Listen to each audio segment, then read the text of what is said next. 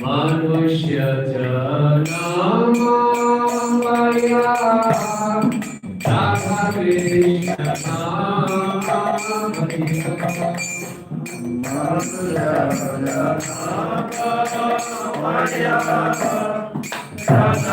कृष्ण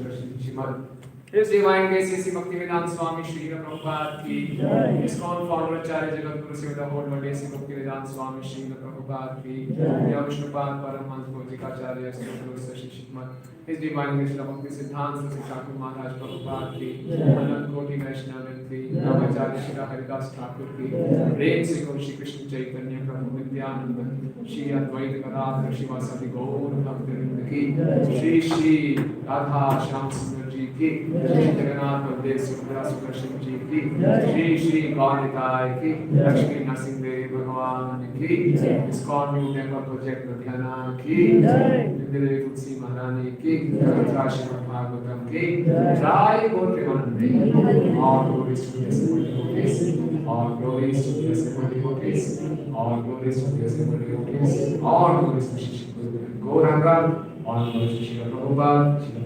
की जय। ओम अज्ञानतिमिरन्धस्य ज्ञानाञ्जनशलाकया चक्षुरुन्मिलितं तस्मै श्रीगुरुवे नमः। श्रीचैतन्यमनोभीष्टं स्थापितं येन भूतले स्वयं रूपः तदा मह्यं ददाति स्वपदान्तिकं वन्देऽहं श्रीगुरुं श्रीयुतापदकमलं श्रीगुरुं वैष्णवांश्च श्रीरूपं साग्रजातं सरिगणनाथान्वितं सजीवं साद्वैतं सावधूतं परिजनसहितं कृष्णचैतन्यदेवं श्रीराधा कृष्णपादान् सरिगणललिता श्रीविशाखान्वितांश्च हे कृष्ण करुणा सिन्धु दीनबन्धु जगत्पते गोपेश गोपिका कान्त राधा कान्त नमस्ते तप्त कांचन गौरांगी राधे वृंदावनेश्वरी वृषभानुसुते देवी प्रणमामि हरिप्रिये वाञ्छाकल्पतरुभ्यश्च कृपा सिन्धुभ्यैव च पतितानां पावनेभ्यो वैष्णवेभ्यो नमो नमः। जय श्री कृष्ण चैतन्य प्रभु नित्यानंद श्री अद्वैत गदाधर श्रीवासादि गौर भक्तवृंद हरे कृष्णा कृष्णा कृष्णा हरे हरे हरे राम राम हरे हरे। नमो विष्णुपादाय कृष्ण पृष्ठाय भूतले श्रीमते भक्ति वेदांत स्वामी नामिने नमस्ते सरस्वते देवे गौरवाणी प्रचारिणे निर्विशेष शून्यवादी पाश्चात्य देशकारिणे।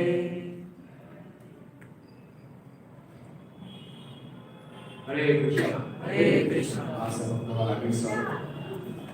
तो मुझे बहुत आनंद प्राप्त हो रहा है आप सबके बीच में। हरे कृष्ण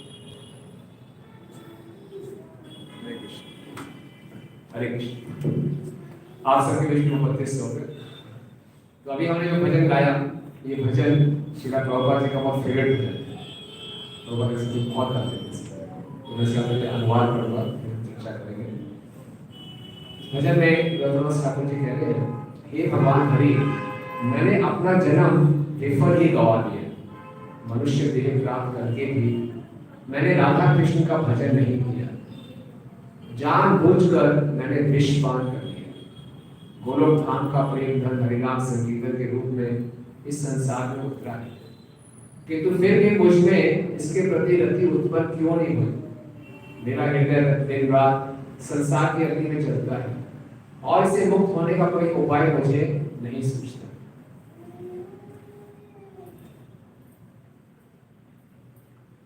जो ब्रजेंद्र कृष्ण है वे ही कलयुग में सच्ची माता के पुत्र श्री चैतन्य महाप्रभु के रूप में प्रकट हुए और बलराम ही श्री नित्यानंद प्रभु बन गए। उन्होंने हरिनाम के द्वारा दीनहीन पतितों का उद्धार किया। जगाई तथा बधाई नामक महान पापी इस बात के प्रमाण है। श्री रघुनाथ ठाकुर प्रार्थना करते हैं हे नंदसुत कृष्ण हे विश्वानु नंदिनी कृपया इस बार मुझ पर अपनी करुणा करो। हे प्रभु कृपा मुझे अपनी लालिमा युक्त चरण कमलों से दूर ना हटाना क्योंकि आपके अतिरिक्त मेरा अन्य कौन है। कैसा लगा आपको? मतलब समझ में आया? कौन बताएगा जिस जो मैंने आपको आज पढ़ के सुनाया, तो क्या समझ आया इसमें पढ़ के?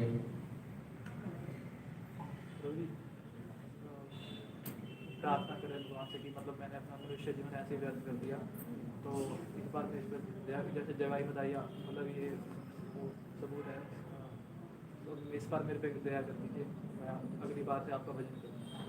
तो ये कह रहे हैं कि प्रार्थना करें तो ठाकुर जी कि मैंने अपना मनुष्य जीवन बेकार कर दिया आपका भजन ना करके, जैसा आपने जगाई माता का उद्धार किया था मेरा भी उद्धार कर दीजिए। और क्या समझ में आया? ध्यान से सुना था? कि मैंने विश्व का पान क्या विश्व का पान किया? संसारिक। और मनुष्य जीवन पा के मैंने राधा कृष्ण का भजन नहीं किया, तो मैंने क्या कर दिया? जानते बुझ से विष पान कर दिया। इसका मतलब क्या है कि हमारा मनुष्य जीवन सफल तब होगा जब हम भगवान की श्रीमद् भागवतम का 10वें स्कंद में भगवान श्री कृष्ण और बलराम एक बारी वृंदावन में गाय चराने जा रहे हैं और भगवान बलराम जी को दिखाते हैं, देखो ये वृक्ष कितने महान है। बोले वृक्षों का जीवन अपने लिए नहीं है, दूसरों के लिए। तो उस उपलक्ष्य में बहुत सुंदर एक श्लोक बोलते हैं, वह श्लोक मेरे पीछे बोलिए।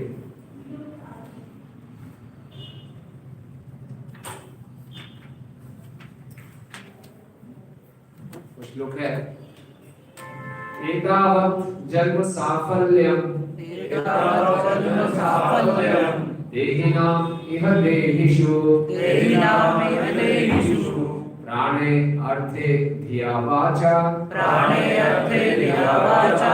श्रेय आचरणं सदा एतावत् जन्म साफल्यम देहिनाम इह देहिषु प्राणे अर्थे धिया वाचा श्रेय आचरणं सदा एतावत् जन्म साफल्यम देहिनाम इह देहिषु प्राणे अर्थे धिया वाचा श्रेय आचरणं सदा। इसका शब्दार्थ और अनुवाद श्री प्रभुपाद जी के द्वारा श्री प्रभुपाद की जय। एतावत् यहाँ तक जन्म की साफल्यम पूर्णता सिद्धि देहिनाम देहधारियों को इस संसार में देहिषु देहधारियों की ओर प्राणे प्राणों से अर्थे धन से धिया बुद्धि से वाचा वाणी से श्रेय शाश्वत सौभाग्य आचरण वास्तव में कार्य करते हुए सदा अनुवाद। यह हर जीव का कर्तव्य है कि वह अपने जीवन धन बुद्धि तथा वाणी से दूसरों के लाभ के लिए कल्याण कार्य करे। ठीक है, मेरे पीछे दोहराएंगे। यह हर जीव का कर्तव्य है कि वह अपने जीवन धन बुद्धि तथा वाणी से दूसरों के लाभ के लिए कल्याण कार्य करे। अभी हमने भजन गाया कि मनुष्य जन्म बेकार हो गया, मैंने राधा कृष्ण का भजन नहीं किया। यहाँ पे भगवान बता रहे हैं कि जन्म सफल तब होगा जब अपने प्राणों से, अपने धन से, अपनी वाणी से, अपनी बुद्धि से दूसरों का कल्याण करें। तो आप में से कितने भक्त लोग चाहेंगे कि हमारा जन्म सफल हो जाए? पक्का? तो उसके लिए क्या करना है? हमें दूसरों के भले के बारे में सोचना। समझ रहे बात को? दूसरों का भला हम कैसे कर सकते हैं, और दूसरों का भला करने के लिए हम क्या क्या अपना लगा सकते हैं? अपने प्राण भी, अपना जीवन भी, अपना धन भी, अपनी बुद्धि भी और अपनी वाणी भी। कुछ ना कुछ तो होगा किसी के पास। कोई बोलेगा मेरे पास बुद्धि भी नहीं है, मेरे पास धन भी नहीं है, मैं बोल भी नहीं सकता। जीवन तो है, जीवन तो जी रहे हो, तो यानी कि हमारा जन्म सफल तब माना जाएगा जब एतावत् जन्म साफल्य देहिना इह देहिषु। वैसे तो हम सब जीवात्मा हैं, हमारा जन्म नहीं होना चाहिए। हम सबको कहा होना चाहिए भगवान के धाम। भगवान के धाम में खूब आनंद है, वहां कोई कोरोना वायरस नहीं, कोई हॉस्पिटल नहीं, कोई लड़ाई झगड़े नहीं, वहां केवल ही आनंद है। कोई स्कूल कॉलेज भी नहीं, कोई कोचिंग सेंटर भी नहीं, कोई कॉम्पिटिशन भी नहीं है, कोई जीएसटी टीएसटी कुछ नहीं है, कोई ट्रैफिक जैम नहीं है, केवल आनंद है। हम कल्पना भी नहीं कर सकते। यहाँ तो हमें इस संसार में कुछ सुख मिलता है तो हमें डर लग रहा था कि खत्म हो जाए, अभी खत्म हो, अभी दुख ना आए। जैसे हम कोई मूवी देखने जाते हैं, बस मालूम है खत्म होने वाली है, बाहर निकल धूप में बाहर निकलना पड़ेगा। वास्तविक जीवन में आ रहेंगे, ट्रैफिक जाम, धूप, सब शोर शराबा। जब मूवी हॉल में होते बड़ा अच्छा लगता है, इस खत्म होने वाली है, तो हमारा सुख ऐसे होता है खत्म होने वाला है। भगवान के धाम में क्या खासियत है? आनंदम बुद्धि वर्धनम। वहां आनंद का सागर है, वो बढ़ता ही रहता है, उसमें हमेशा सुनामी आती रहती है, आनंद बढ़ता ही जाता है। तो वो हमारी कल्पना से बाहर है, लेकिन वास्तव में वो हमारा असली स्थान। और हम जब यहाँ पर आए हैं संसार में, कोई पूछेगा कि यहाँ क्यों आए, कौन बताएगा हम यहाँ क्यों आए हैं संसार में, क्या काम कर रहे हैं संसार में? कर्म भोगने के लिए। और किस लिए? ईश्वर से अपनी फ्री विल को मिसयूज करके। हाँ जी, ईश्वर से अलग होके भोग कर रहे हैं। Very good. ईश्वर से अलग होकर भोग करने आए। एक घर बसाऊंगा तेरे घर के सामने। भगवान का घर है, वो हमारा घर है। बोला नहीं, मैं अपना घर बसाऊंगा, अपनी सृष्टि बनाऊंगा। भगवान ने बोला ठीक है, करो ट्राई जो करना आपको। तो जब भगवान से अलग होते हैं तो भगवान हमारे लिए ये अलग सा घर बना देते हैं। छोटा सा बच्चा है, अपने पापा को गाड़ी चलाते देखता है, मैं भी गाड़ी चलाऊंगा। उसके पापा क्या कर देते हैं, उसको टॉय कार लाते हैं, बेटा जो चलाना चला, टॉय कार चला। तो एक प्रकार से पूरा टॉय वर्ल्ड है, पूरा संसार एक खिलौने की तरह हमें भेज दिया, बच्चे हैं हम खेलो। अंततः क्या होगा, जब फ्रस्ट्रेट हो जाओगे, परेशान हो जाओगे, फिर सोचोगे मेरा असली घर क्या है, सबको छोड़ते हुए भी मैं दुखी क्यों हूँ। ये फीलिंग आती है ना। हम कई बार सोचते हैं कि मेरे दुखों का कारण ये है कि शायद मेरे पास धन कम है, ज्यादा धन कमा लेता हूँ। ज्यादा धन कमा लेते तो क्या होता है, क्या सुख बढ़ जाता है? नहीं। सोचते थोड़ी गाड़ी छोटी है, बड़ी गाड़ी ले लेता हूँ, बड़ी गाड़ी से सुख बढ़ जाता है? जितना मर्जी हम संसार के गैजेट्स ले लें, सुविधाएं ले लें, सुविधाएं बढ़ जाएंगी, फैसिलिटीज बढ़ जाएंगी, कंफर्ट बढ़ जाएगा, लेकिन सुख नहीं बढ़ेगा। थोड़ा अंतर है कंफर्ट में और सुख में अंतर। एक बार मैं दिल्ली में कुछ साल पहले किसी के घर पे गया, बहुत बड़े इंडस्ट्रीज हैं, बड़े फेमस इंडस्ट्रीज हैं, उनका नाम नहीं लूंगा। तो उन्होंने बुलाया घर में और बिल्कुल नया बंगलो बनाया था, गृह प्रवेश का फंक्शन था। बड़े गर्व से दिखा रहे थे, ये मेरा कमरा है, ये बेटे का, ये बेटी का है, ये वो है, सब फर्स्ट क्लास, आलीशान, फर्स्ट वेल फर्निश्ड। और मैं अपने बेडरूम में ले गई, हमारा बेडरूम है, स्वामी जी देख रहे हो डबल बेड है ना, बड़ा स्पेशल है। मैंने क्या मतलब क्या स्पेशल है इसमें? कहते हैं आइवरी का है, हाथी के काम से बना। और उस समय कहता है 5 लाख रुपए का। एक मिनट बाद बोलते स्वामी जी नींद नहीं आती।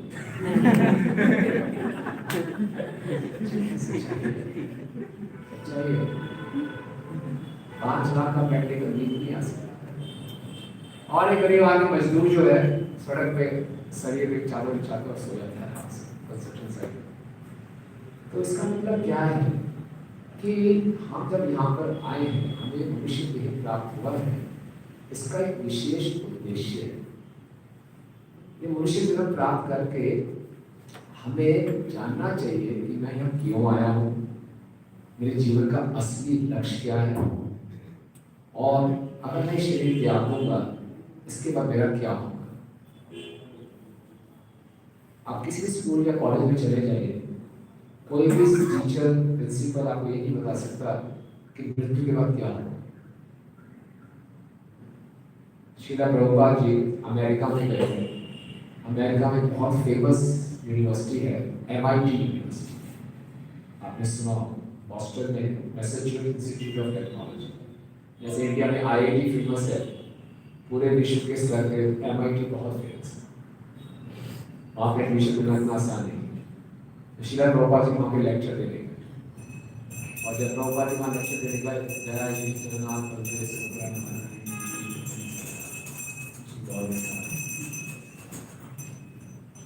प्रभुपाद वहाँ लेक्चर देने गए, तो प्रभुपाद ने वहाँ पे पूछा, उनको अलग अलग डिपार्टमेंट दिखाए, इस चीज़ का डिपार्टमेंट, इस चीज़ का डिपार्टमेंट। प्रभुपाद ने उनसे पूछा, there is a department of soul. ये प्रॉब्लम को समझा। तो किसी भी कॉलेज इंस्टीट्यूट में आप चले जाएंगे, कहीं पे भी आत्मा का क्या नहीं दिया जा रहा, कहीं पे ये नहीं बताया जा रहा कि मनुष्य जीवन का असली लक्ष्य क्या है। जब हम ये बताया नहीं जाता कि मनुष्य जीवन का असली लक्ष्य क्या है, हर कोई अपने अपने ढंग से अपना लक्ष्य निर्धारित कर देता है। कोई सोचता है मेरा लक्ष्य इस संसार का बहुत बड़ा बिजनेसमैन बनना है, कोई सोचता है इस संसार का बहुत बड़ा कोई स्टार बनना है, फिल्म स्टार बनना है, कोई पॉलिटिशियन बनना है। हर कोई अपने अपने ढंग से अपने जीवन का लक्ष्य निर्धारित कर देता है, और उस लक्ष्य को प्राप्त करने के बाद भी वो पूर्ण रूप से संतुष्ट नहीं होता। तो यहाँ पे इस श्लोक में भगवान बता रहे हैं कि हमारा जन्म सफल तब होगा, सफल मीन्स सक्सेसफुल, यानी कि सिद्ध हो गया, उसका उद्देश्य पूरा हो गया। क्योंकि मनुष्य जन्म में और पशु जन्म में क्या होता है? मनुष्य और पशु में कॉन्शियसनेस, मनुष्य सोच सकता है क्या? पशु नहीं सोच सकते? पशु भी सोच सकते हैं। मनुष्य जीवन में हम भक्ति कर सकते हैं। हाँ बताइए। जिज्ञासा, हाँ जी, जिज्ञासा जिज्ञासा करते हैं, पक्षी भी जिज्ञासा करते हैं। एक पक्षी दूसरे पक्षी को बता देता है कि कहाँ पे दाना पड़ा हुआ है, सारी चिड़िया वहीं पे आ जाती है। एक चींटी को पता चल जाता है कि मिठाई यहाँ पड़ी है, सारी चिड़िया पूछी तूने कहाँ से खाई, तू बड़ी सेटिस्फाइड लग रही कॉन्शियसनेस ज्यादा डेवलप नहीं है एज कंपेयर टू ह्यूमन की जो चेतना ज्यादा विकसित है, तो ज्यादा विकसित चेतना का उपयोग ज्यादा ऊंचे उद्देश्य के लिए करना चाहिए, है ना? खाना, सोना, बच्चे पैदा करना, अपना बचाव करना, ये तो मनुष्य भी कर लेते हैं और पशु भी कर लेते हैं। आहार निद्रा भयन सामान्य वेदा पशु भी करते हैं। धर्मो हि तेषां अधिको विशेषो धर्मेण हीना पशु समानः। खाना, सोना, बच्चे पैदा करना, अपना बचाव करना मनुष्य भी करते हैं और पशु भी करते हैं। और फिर मनुष्य की खासियत क्या है? धर्मो हि तेषां अधिको विशेषो, वो धर्म का पालन कर सकते हैं, धर्मेण हीना पशु भी समानः। तो मनुष्य जीवन इतना स्पेशल है, बहुत कम लोगों को प्राप्त होता है, बहुत कम जीवों को, और उनको एक उद्देश्य के साथ ही मनुष्य जीवन दिया जाता है। क्या क्या उद्देश्य होता है? कि ये जन्म हमारा आखिरी जन्म होना चाहिए। इसमें कहाँ चलेगा जीवन में? तैयार हम लोग हैं? जाना छोड़ना है? छोड़ना है जाना? प्रभुपाद जी जब विदेश नहीं गए थे तो झांसी में प्रचार कर रहे थे। तो झांसी में प्रभुपाद ने विदेश जाने से पहले एक बुक लिखी थी। कोई बताया कौन सी बुक थी? Journey to other planet. Very good. क्या नाम हुआ आपका?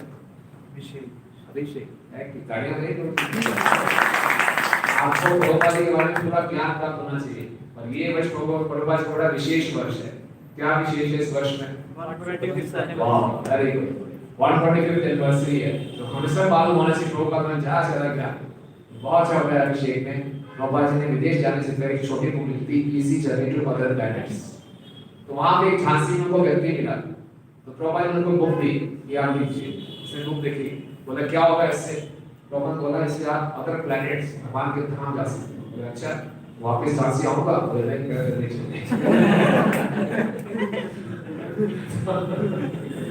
मुझे नहीं चाहिए, झांसी बड़े काम करने हो जाएंगे। तो आपने बोले बोला काम जाना है, तो आपने ये बोले जाना कुछ काम आएगा पक्का। तो ये हमारे जीवन का उद्देश्य है, इसीलिए बता रहे हैं कि हमें क्या करना है, इस ढंग से मनुष्य जीवन को जीना चाहिए कि हम भी अपने जीवन का उद्देश्य पूरा कर सके और हमारे लुधियाना के आसपास जो हमारे पड़ोसी है जो अभी मंदिर में नहीं आए हैं, वो भी अपने जीवन का उद्देश्य पूरा कर सकते हैं। आपको कोई तकलीफ तो नहीं होगी ना कि आप जहाँ का पड़ोसी भी चला जाए गोरख धाम? कोई दिक्कत है? कोई दिक्कत तो नहीं है ना? अच्छा लगेगा कि बुरा लगेगा? अच्छा लगेगा। तो क्या कहते हैं भगवान? एताह जन्म साफल्यम देहिना इह देहिषु। जन्म सफल तब माना जाएगा उस जीवात्मा का जो इस देह में आ गई है। क्या? प्राणे अर्थे धिया वाचा श्रेय आचरणम सदा। अपने प्राणों से, अपने प्राणे, अपने धन से, अपनी बुद्धि से और अपनी वाणी से श्रेय आचरणम सदा, हमेशा श्रेय आचरण करें। प्रभुपाद समझा रहे हैं कि दो प्रकार के कार्य होते हैं, एक को बोलते हैं प्रेयस, दूसरे को बोलते हैं श्रेयस। प्रेयस वो कार्य होते हैं जो हमारे मन को प्रिय रखते हैं, इमीडिएटली बड़े अच्छे लगते हैं। कोई उदाहरण दे सकते हो प्रेयस कार्य का जो आपको करना बड़ा अच्छा लगता है, जो तुरंत अच्छा लगता है, बड़ा तुरंत लाभ देता है, बड़ा अच्छा लगता है? Social media. सोशल मीडिया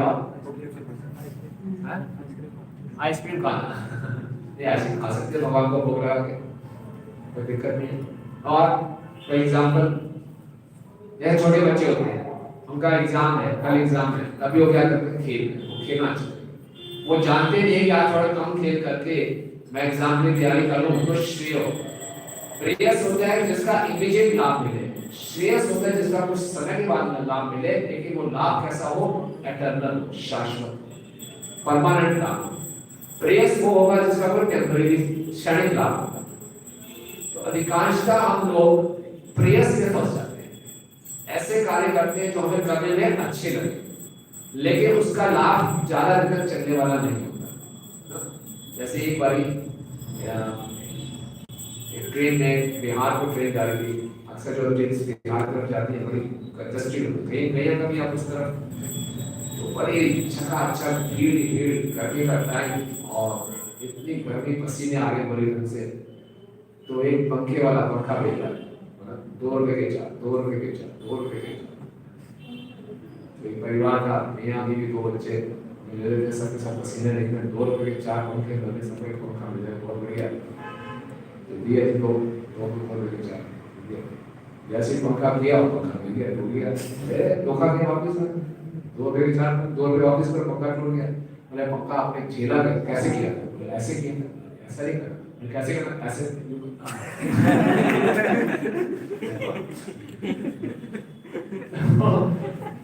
सस्ता, तुरंत, अधिकांशतः इस चक्कर में फंसते हैं। सस्ती चीज कौन सी है? तुरंत लाभ वाली कौन सी चीज है? हमारे सारे कार्य इस प्रकार के।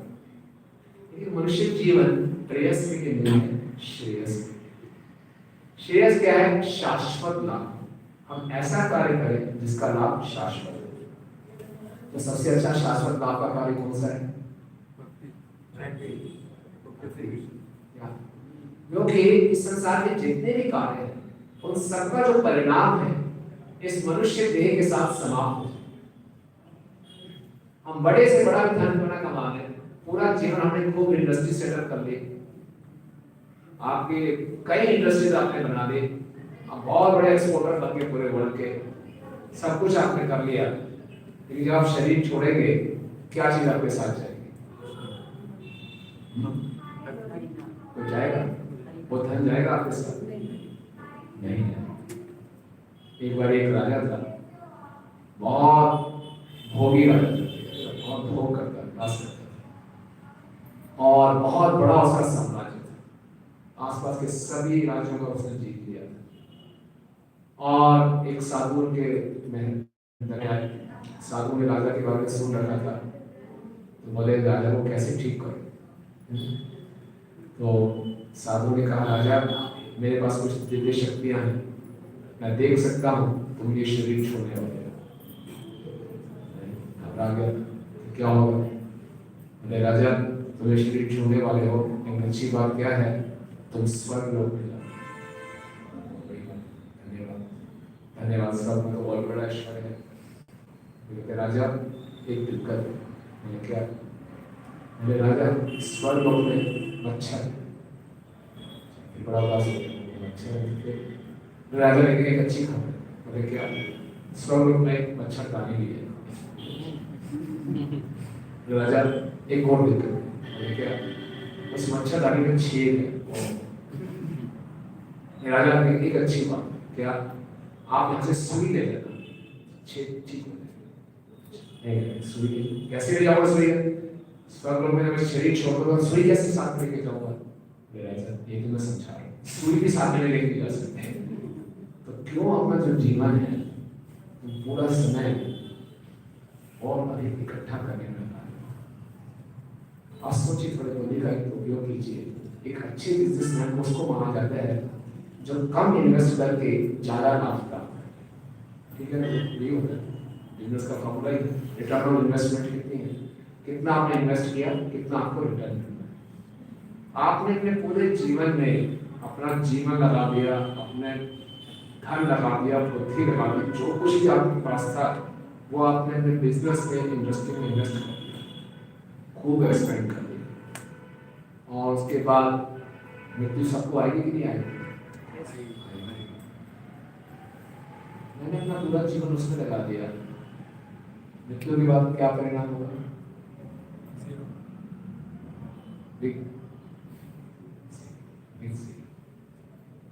खत्म हो गया सब। क्या फायदा हुआ? हमने जो इन्वेस्ट किया एटलीस्ट मैं इस ढंग से इन्वेस्ट करूँ कि अगले जन्म में काम आ जाए। अगले जन्म में काम आना चाहिए ना। इस जन्म की मेहनत खत्म हो गई ना सर, अगले जन्म फिर से दोबारा से शुरू करना पड़ेगा, सेटअप करना पड़ेगा। फिर ऐसा करूँगा अगर जन्म में 10 ये मौका मिलेगा अगर मनुष्य जीवन मिल जाए, अगर मनुष्य जीवन मिला नहीं तो मौका भी नहीं मिलेगा कुछ करने का। तो बहुत खतरनाक खेल हम खेलते हैं। तो ऐसा खेल खेलना चाहिए, इस प्रकार से अपनी क्रियाएं करनी चाहिए, एक्टिविटीज करनी चाहिए जिसका लाभ शाश्वत हो, एटर्नल हो। हम लोग जो जान थोड़ा और बुद्धिमान व्यक्ति होते हैं वो अपने और भविष्य की चिंता करते हैं, इंश्योरेंस पॉलिसी लेके भविष्य हमारा सिक्योर है। इंश्योरेंस पॉलिसी हम लेते हैं, लाइफ इंश्योरेंस पॉलिसी भी आपने शरीर छोड़ा वो आपको कुछ फायदा दे सकती है? किसको फायदा होगा? आपको कुछ फायदा नहीं है। इतना है कि मैं साथ में इंश्योरेंस पॉलिसी लेकर जाऊंगा, अगले जन्म में प्रीमियम भी देना पड़ेगा। कुछ होगा नहीं। तो फिर वो भी वास्तविक इंश्योरेंस नहीं है, तो परिवार को कुछ फायदा हो जाएगा। तो वो कुछ बुद्धिमत्ता का काम है, पूरी बुद्धिमत्ता का काम नहीं है। हमें तो ऐसी इंश्योरेंस पॉलिसी लेनी है जो मैंने अभी इन्वेस्ट किया वो सेफ है। तो वो सबसे जो अच्छी इन्वेस्टमेंट पॉलिसी है वो है भक्ति की। ना इवग्रम नाशस्ति प्रत्यवायोन विद्यते स्वल्प से धर्मस्य त्रायते महत्वोक्ता। भक्ति में इतनी अच्छी खूबी है कि इसमें की गई थोड़ा सा भी कार्य वो एटर्नल रहता है। आपने भक्ति शुरू की और आप 100% तक नहीं पहुंच पाए, आप 60 या 70% कर रहे हो, हमने शरीर छोड़ दिया समझिए। तो अगले जन्म में भक्ति कहाँ से शुरू होगी? जहां हमने छोड़ी थी वहां से शुरू। ये हमारा एटर्नल क्रेडिट है, इसका कोई लॉस नहीं होता। लेकिन संसार का जो धन है वो हम साथ में जाके वो उसका लॉस हो जाता है, वो हमारे साथ में नहीं रहता। इसीलिए बुद्धिमान व्यक्ति क्या करेगा? अपने हर कार्य को इस ढंग से करेगा कि वो क्या बन जाए? भक्ति बन जाए। भक्ति करने के लिए हमें घर बार इंडस्ट्री छोड़ने की जरूरत नहीं है। जो हम इंडस्ट्री चला रहे हैं, जो हम बिजनेस कर रहे हैं, जो जॉब कर रहे हैं वो करते रहें, लेकिन वो उसको इस ढंग से करें कि वो क्या बन जाए? भक्ति बन जाए। वो प्रेयस ना रहे, क्या बन जाए? श्रेयस। थोड़ा इतना करना और कुछ नहीं करना। पूरी भगवत गीता पूरे शास्त्र शास्त्र यही सिखाते हैं कि किस ढंग से कार्य करना चाहिए कि उस कार्य का जो फल है वो सनातन हो, वो शाश्वत हो, प्रेयस के स्तर पे ना रहे, वो श्रेयस के स्तर पे।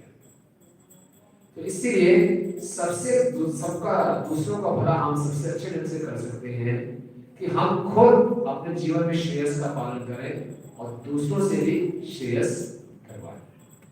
तो इसको बोलते हैं प्रचार।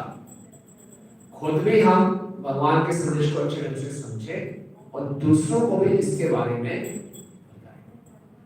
श्रील प्रभुपाद जी ने अपने प्राण देकर प्रचार किया। जब प्रभुपाद जी 70 वर्ष के थे तब गए जगदूत ने अमेरिका में, रास्ते में 2 हार्ट अटैक्स आए, आप सब जानते हैं। तो कितना संघर्ष किया प्रभुपाद जी। और जब प्रभुपाद अपनी अंतिम अवस्था में थे तो प्रभुपाद ने वृंदावन में थे। प्रभुपाद जी के पर्सनल सेक्रेटरी थे उस समय परम पूजनीय भक्ति चारू स्वामी महाराज, जिन्होंने भी आपने सुना होगा, अभी वो भगवत धाम गए हैं। भक्ति चारू स्वामी महाराज उस समय युवा अवस्था में थे, वो प्रभुपाद जी के पर्सनल सर्वेंट थे। वो बड़े चाव से प्रभुपाद के लिए प्रसाद बनाते थे, प्रभुपाद के लेकर आते थे। प्रभुपाद जी पर कुछ नहीं खाते, सब बहुत दुखी हो गए। सभी वरिष्ठ भक्त इकट्ठे हुए, हिज होलीनेस धर्मान कृष्ण गोस्वामी महाराज और भी वरिष्ठ भक्त सब प्रभुपाद जी के पास गए और प्रभुपाद से बोले, प्रभुपाद आपका तो कृष्ण के साथ संबंध है और आप स्वतंत्र हैं, आप चाहें तो अपना जीवन बढ़ा सकते हैं और हम चाहते हैं आप थोड़ी देर और हमारे साथ रहिए, कृपया करके आप हम पे कृपा कीजिए। प्रभुपाद ने आंखें बंद की, कुछ देर सोचा, बोला ठीक है, किया।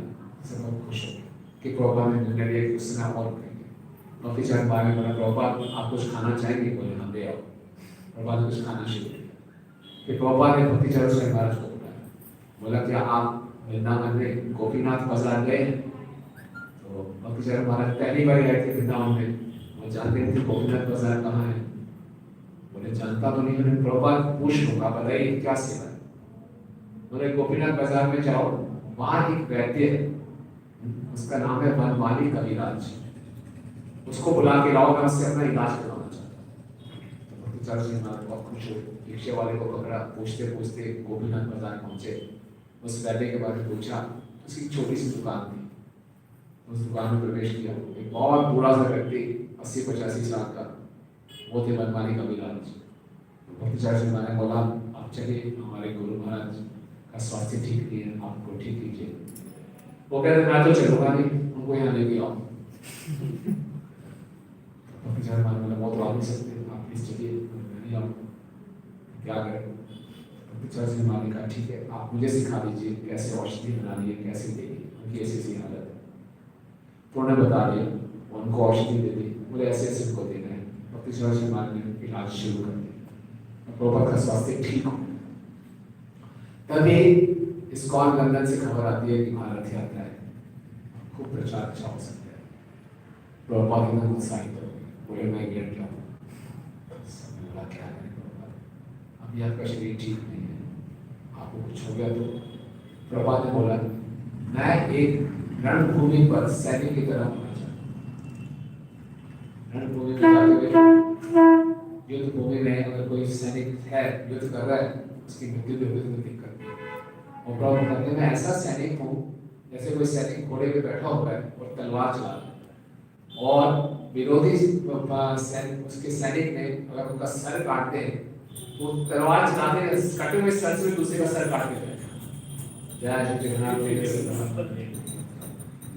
प्रभु कहते हैं ऐसा सैनिक मैं युद्ध भूमि में जाऊंगा, अगर मेरा कोई सर भी काट देगा तभी मैं तलवार चलाता रहूंगा, और जाते जाते भी मैं प्रचार करते जाऊंगा।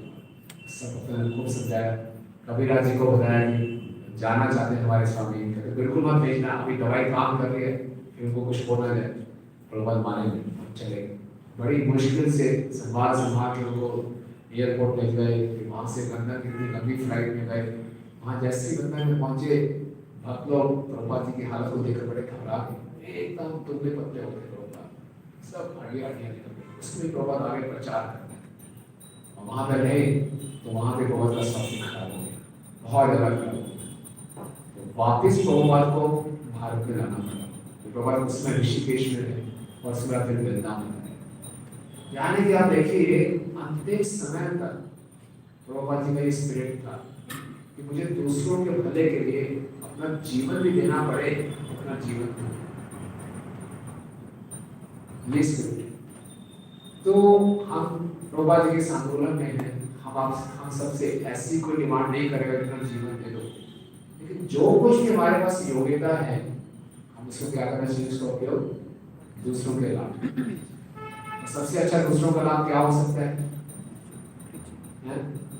दूसरों का लाभ दूसरों का सबसे लाभ कैसे कर सकते हैं? भक्ति में जोड़ के, भक्ति में जोड़ के, भक्ति में जोड़ के। बताया जाता है कि किसी पर अगर दया करनी है, दया करनी चाहिए सबके, दया सर्वभूतेषु संतुष्ट ये नारद मुनि जी हमें समझाते हैं सब जीवों पर दया करो। तो दया एक शरीर के स्तर पे होती है, एक मन के स्तर पे होती है और एक आत्मा के स्तर पे होती है। शरीर के स्तर की दया है कि हम उसके शरीर को सुखी बनाते हैं, उसको कुछ भूख लग रही है, खाना पीना चाहिए, उसको खिला देंगे, ये भी प्रकार की दया, ये भी करना अच्छी बात। फिर होती है मन के स्तर की दया।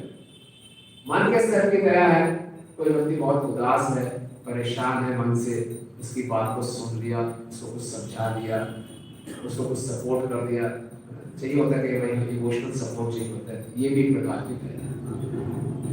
लेकिन सबसे उत्तम दया है आत्मा के स्तर की।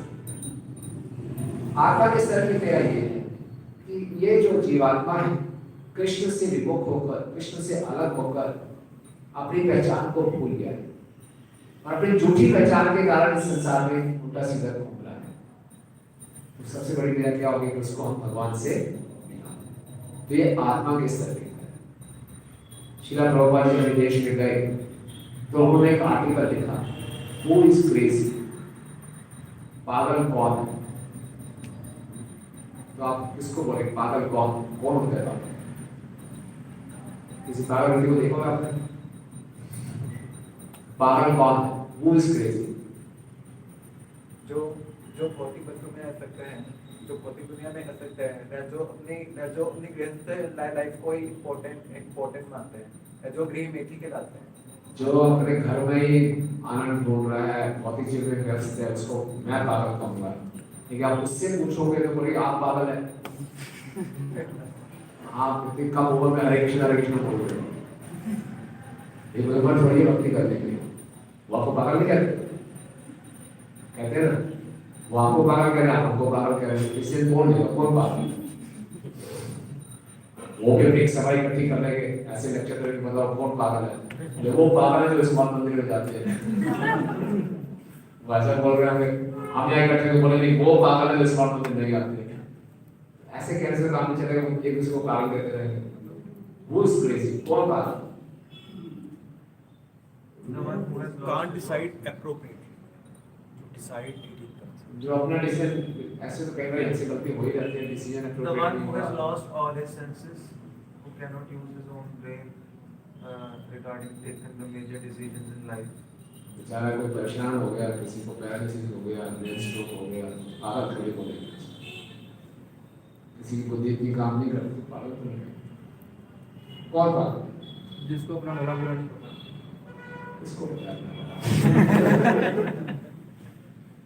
जो तपोगुनी है, क्योंकि भगवान ने गीता में लिखा है कि जो तपोगुनी वाले लोग होते हैं, जो ज्ञान में उलझे हुए हैं, वो पागलपन है। कौन सा आ गया? ठीक है, कौन सा? किसको पागल? कोई व्यक्ति जो रास्ते पे जा रहा है उसको पता नहीं कहाँ जा रहा है, बस जा रहा है, रास्ते में चल रहा है बस। The one who is wandering near the Maya, सकल शब्दों तो जिसको पता है, ज्ञान है कि इस संसारिक सुख को छोड़ कर जाना है, फिर भी वो भक्ति नहीं करता है, कुछ नहीं करता। सर बड़े आप बड़े पंडितों वाली बातें करते हैं। और बड़े पंडित ध्यान के पंडित। हाँ, मुझे तो ऐसे लगता है जैसे जिसको सब पागल कहते हैं ना, जिसको कोई संसार के प्रति आ सकते हैं, वो सही है। जिसको सब सही कहते हैं वही था। जिसको सब सही कहते हैं वो पागल है, जिसको सब पागल कहते हैं वो सही है। दोनों के कंपैरिजन। जिसको पूरा लक्ष्य पाने के लिए लगा है, पूरा लक्ष्य को प्राप्त करने के लिए जो लगा हुआ है पर मतलब वो पागल। हाँ जी मैम। कभी जैसे संगपति को सब पागल कहते थे कि वो इतनी भक्ति करते थे, लोगों की सेवा भी करते थे, सब यही कहते रहे कि ये पागल है, इसको अक्ल नहीं है, भगवान की भक्ति कर रहा है, लोगों को अपने पास बुला रहा है। साईं जी को पागल शब्द दिया गया है सबसे पहले।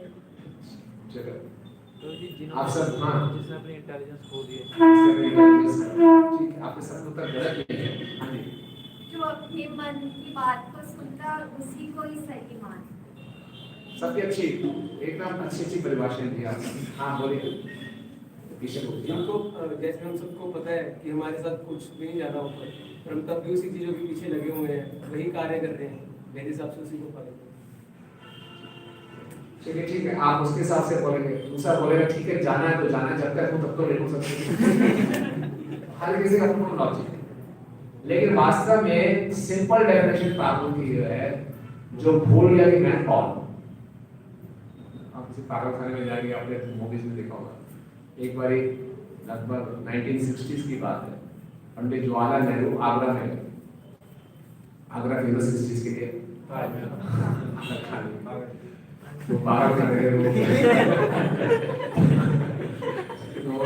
खाने में घूम रहे थे, वहाँ सब देख रहे थे पागल की बुरी हालत है, कोई क्या कर रहा है, कोई क्या कर रहा है, जोर जोर से चिल्ला रहा है, कोई मारपीट कर रहा है, किसी को करंट किया जा रहा है, बुरी हालत है, बहुत दुखी हो रही है। एक कोने में व्यक्ति बैठा था, बहुत ही सोफिस्टिकेटेड, संगीन, बहुत दिखने में बड़ा लिखा, उन्होंने चुपचाप बैठा, लग रहा था व्यक्ति है कुछ पर्सनैलिटी थी पॉलिटिकल। जवाहरलाल नेहरू उसके पास गया, बोले नमस्कार, आपका परिचय? उस पागल ने पूछा आपका परिचय? पता लगा मुझे जानते नहीं, पंडित जवाहरलाल नेहरू।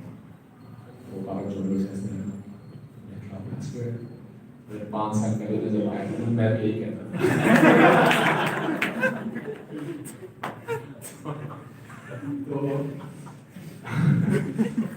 तो इस संसार में हर कोई पागल, हर कोई जो अपनी असली पहचान को, असली पहचान क्या है कि मैं कृष्ण का दास हूँ।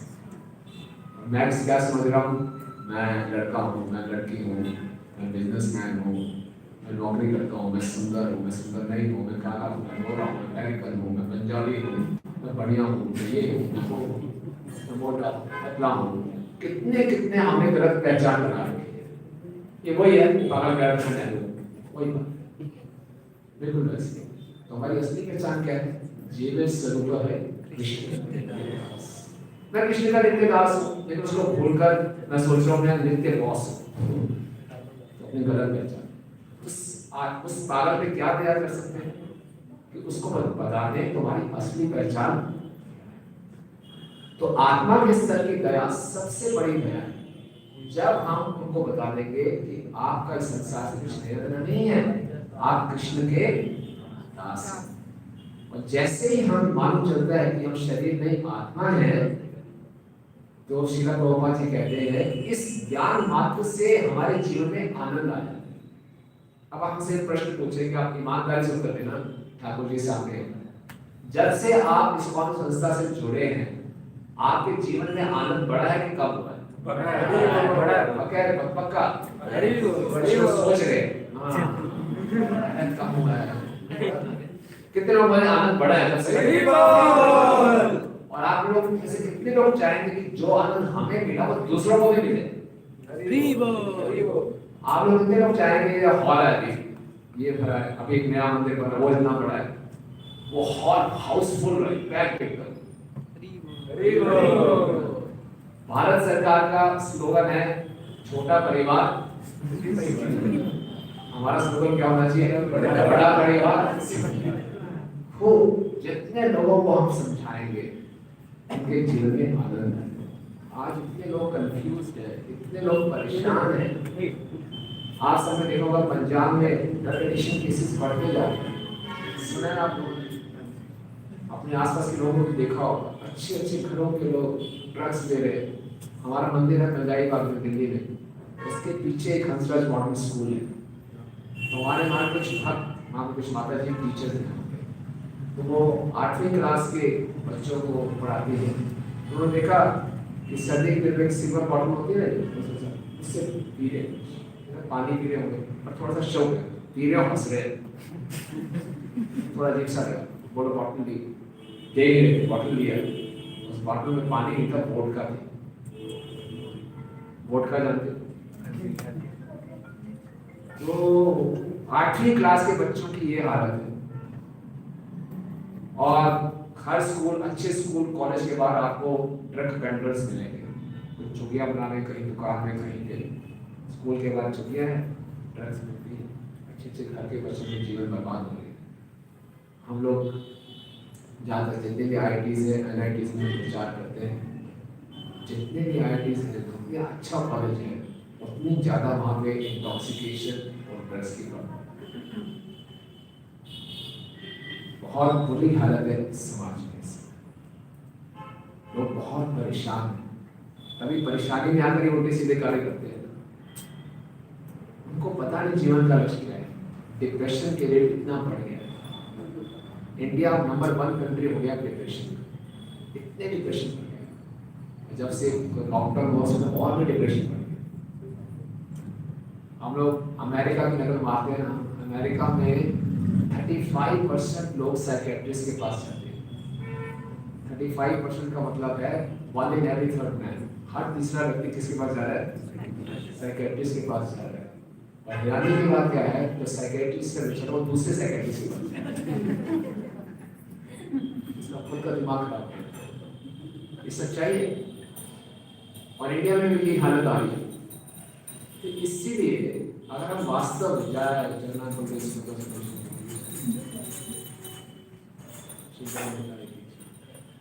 इसीलिए अगर हमें वास्तव में किसी का भला करना है तो क्या करना चाहिए? हमें प्रचार करना चाहिए।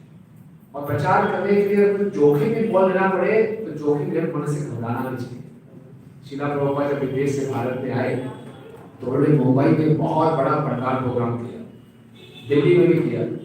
फिर उनकी इच्छा हुई कलकत्ता और मद्रास में भी करें, तो कलकत्ता में गए। कलकत्ता में अपने शिष्यों को भेजा प्रचार करने के लिए। तो वहां पे कलकत्ता में उस समय नक्सलाइट्स थे। नक्सलाइट्स का नाम सुना आपने ना? टेररिस्ट टाइप के नक्सलाइट्स। और उनको मालूम चला कि इस्कॉन की संस्था यहाँ पे एक पंडाल प्रोग्राम कर रही है बहुत बड़ा, तो उनको बड़ा गुस्सा है। उन्होंने फ्लायर्स छपवा दिए, पैम्फलेट्स, और भक्तों के पास पैम्फलेट्स पहुंचवाए, फ्लाई और डाई, आप जाओ यहाँ से नहीं तो मरना पड़ेगा। सारे विदेशी शिष्य बड़े घबरा गए। प्रभुपाद जी वहां पर आए, बोले ऐसे ऐसे वार्निंग आई है, फ्लाई और डाई, आप जाओ नहीं तो मारना पड़ेगा, मर जाओ। प्रभुपाद बोला कोई चिंता नहीं, प्रोग्राम करो। जब प्रोग्राम किया बहुत भीड़ इकट्ठी हो गई। तो प्रोग्राम में आगे आगे कुछ कुर्सियां थी, साइड में कुछ कुर्सियां थी कुछ लोगों के बैठने के लिए, सोफा सेट थे, कुछ लोग कुछ दरी पे बैठे थे। तो नक्सलाइट्स आ गए। प्रभुपाद भी लेक्चर शुरू करने ही वाले हैं, नक्सलाइट्स आ गए, शोर शराबा मचा दिया। जितनी भी कुर्सियां पड़ी थी उठा उठा के फेंकने लगे। बोले भेदभाव है, गरीबों और अमीरों के बीच में भेदभाव है, आप सबको जमीन पे बैठाइए। उठा उठा के कुर्सियां फेंकने लगे, बड़ा शोर शराबा मच गया। सारे विदेशी जो शिष्य थे घबरा रहे थे, क्या करें। प्रभुपाद चुपचाप देखते थे। प्रभुपाद ने कदम क्या किया, माइक पे बैठे थे प्रभुपाद ने बोलना शुरू किया, गोविंदम आदि पुरुषम तमहं भजामि, गोविंदम आदि पुरुषम तमहं भजामि। ऐसा बोला ही था। आप देखिए भगवान की दिव्य वाणी में इतनी शक्ति है।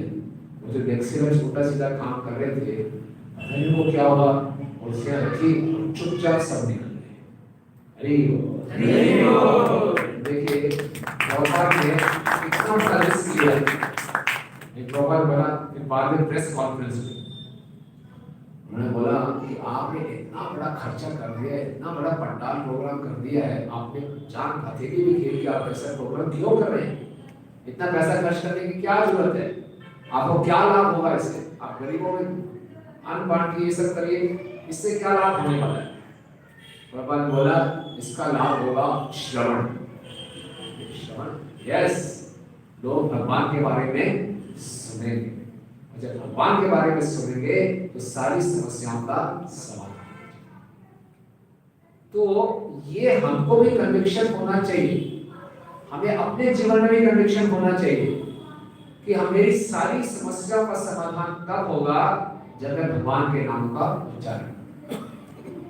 जितनी मात्रा में हमें अपने जीवन में कन्विक्शन होगा उतनी मात्रा में, उतने उत्साह से हम दूसरों को बताएंगे कि आप इस भक्ति के आंदोलन में जुड़िए। समझ रहे हैं ना? आप कोई फिल्म देखकर आते हैं, आपको बहुत अच्छी लगती है, अभी आप दूसरों को बोलेंगे ना चलो, आप खुद करने से नहीं दूसरों कैसे बोलोगे? हमें भी अपने जीवन में इस चीज को समझना है। हम सबके जीवन में उतार चढ़ाव आएंगे ही आएंगे, ऐसा नहीं है किसी के जीवन में उतार चढ़ाव ना आए हम सबके जीवन में उतार चढ़ाव। हमारे शरीर के कष्ट हैं, हमारे मन के कष्ट हैं, परिवार के कष्ट हैं, बिजनेस में उतार चढ़ाव है, समाज में उतार चढ़ाव है, वो तो आएंगे ही आएंगे। और इन उतार चढ़ाव में क्या करते हैं, कई बार घबरा जाते हैं, अकेले टूट जाते हैं। तो ऐसे उतार चढ़ावों में कौन हमारा साथ देगा? कृष्ण और कृष्ण के भक्त। ठीक है, ये बात हमें हमेशा याद रखनी चाहिए। आज जगन्नाथ जी की आपको कथा सुनाते हैं। जगन्नाथ जी के एक राजा थे, राजा पुरुषोत्तम देव, और बहुत अच्छे राजा थे, जगन्नाथ जी के भक्त थे। उनका विवाह निर्धारित हुआ।